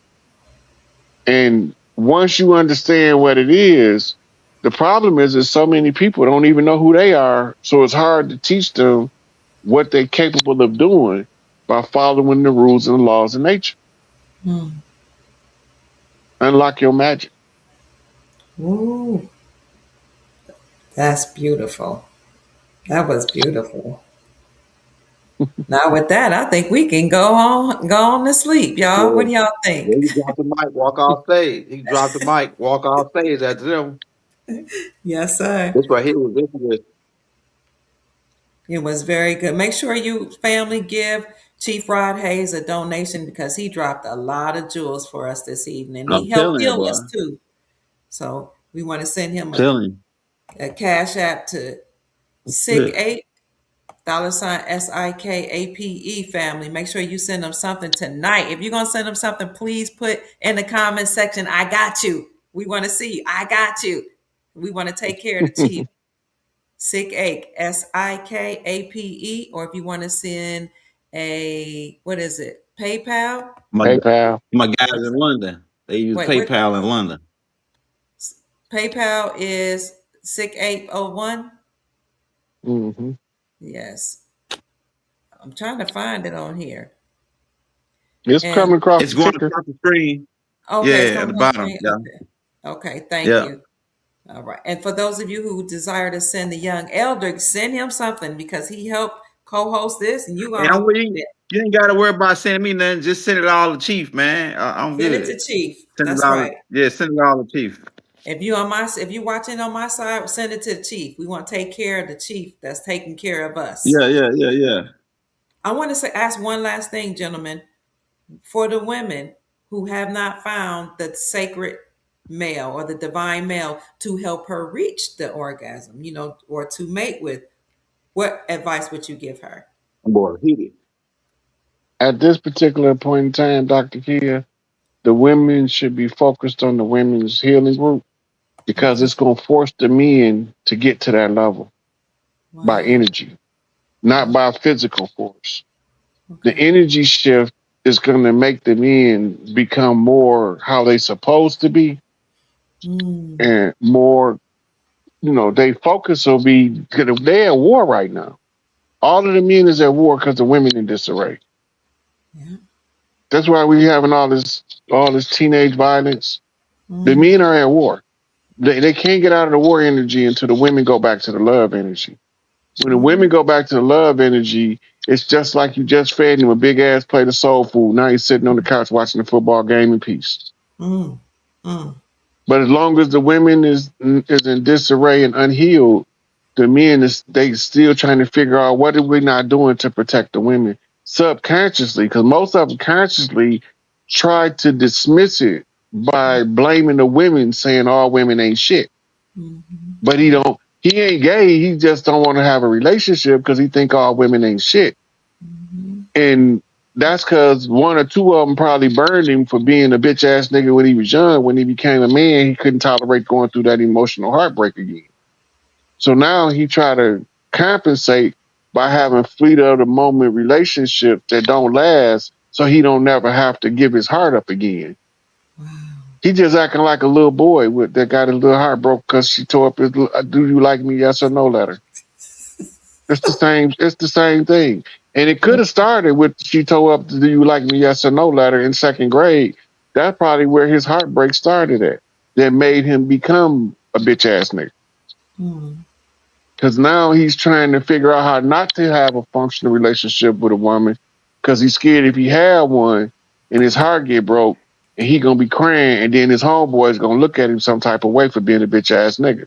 And they mm, gonna be right for looking at him that way. And that's why he don't want to even try. mm. But when the women is healed, the men don't see the women the same no more. That's right. They're not looking at all women through the lens that you look at a 304. It's not the same no more, Mm, right? The touch is better. The mm, smile is more engaging. The yeah. glance is more seductive. The Mm, touch is more euphoric. Don't fuck around and get a hug. You ain't gonna want to let it go because you're gonna feel like you in heaven. mm. Remember, when you was a baby, your most comforting place you could be is on some woman's breast. That shit didn't change. You just got too big for her to hold your ass while you lay on her breast. Now she got to lay down for you to lay your head on her breast because she Mm. can't pick your big ass up. And half these niggas mad about that. Oh my They God. want somebody to pick them up, put me on your hip, and let me suckle on that boob. Mm. Get your grown ass up, build a bed big enough for me to lay down and watch TV while you lay your head on these titties. That's right. That's if you want to lay your head on these titties. You too goddamn big for me to be walking around on my hip while you trying to lay on my titties. I got cooking to do, babies to raise. Get your grown ass in there in the room. When I get done feeding these babies, I'm gonna come let you lay on these breasts. And if anybody don't That's believe what I laying your did. head on the breast is not a sedative, all you Mm. got to do is go sit in any church in America where we congregate, the black church or the white church. It don't even matter, and wait for that baby to start crying and watch that big titty lady they all pass the baby to. That's As soon as she get that baby, that unruly baby that cry all day, all the time, and she lay him on that titty, and she pat him on his back 3 times, and he,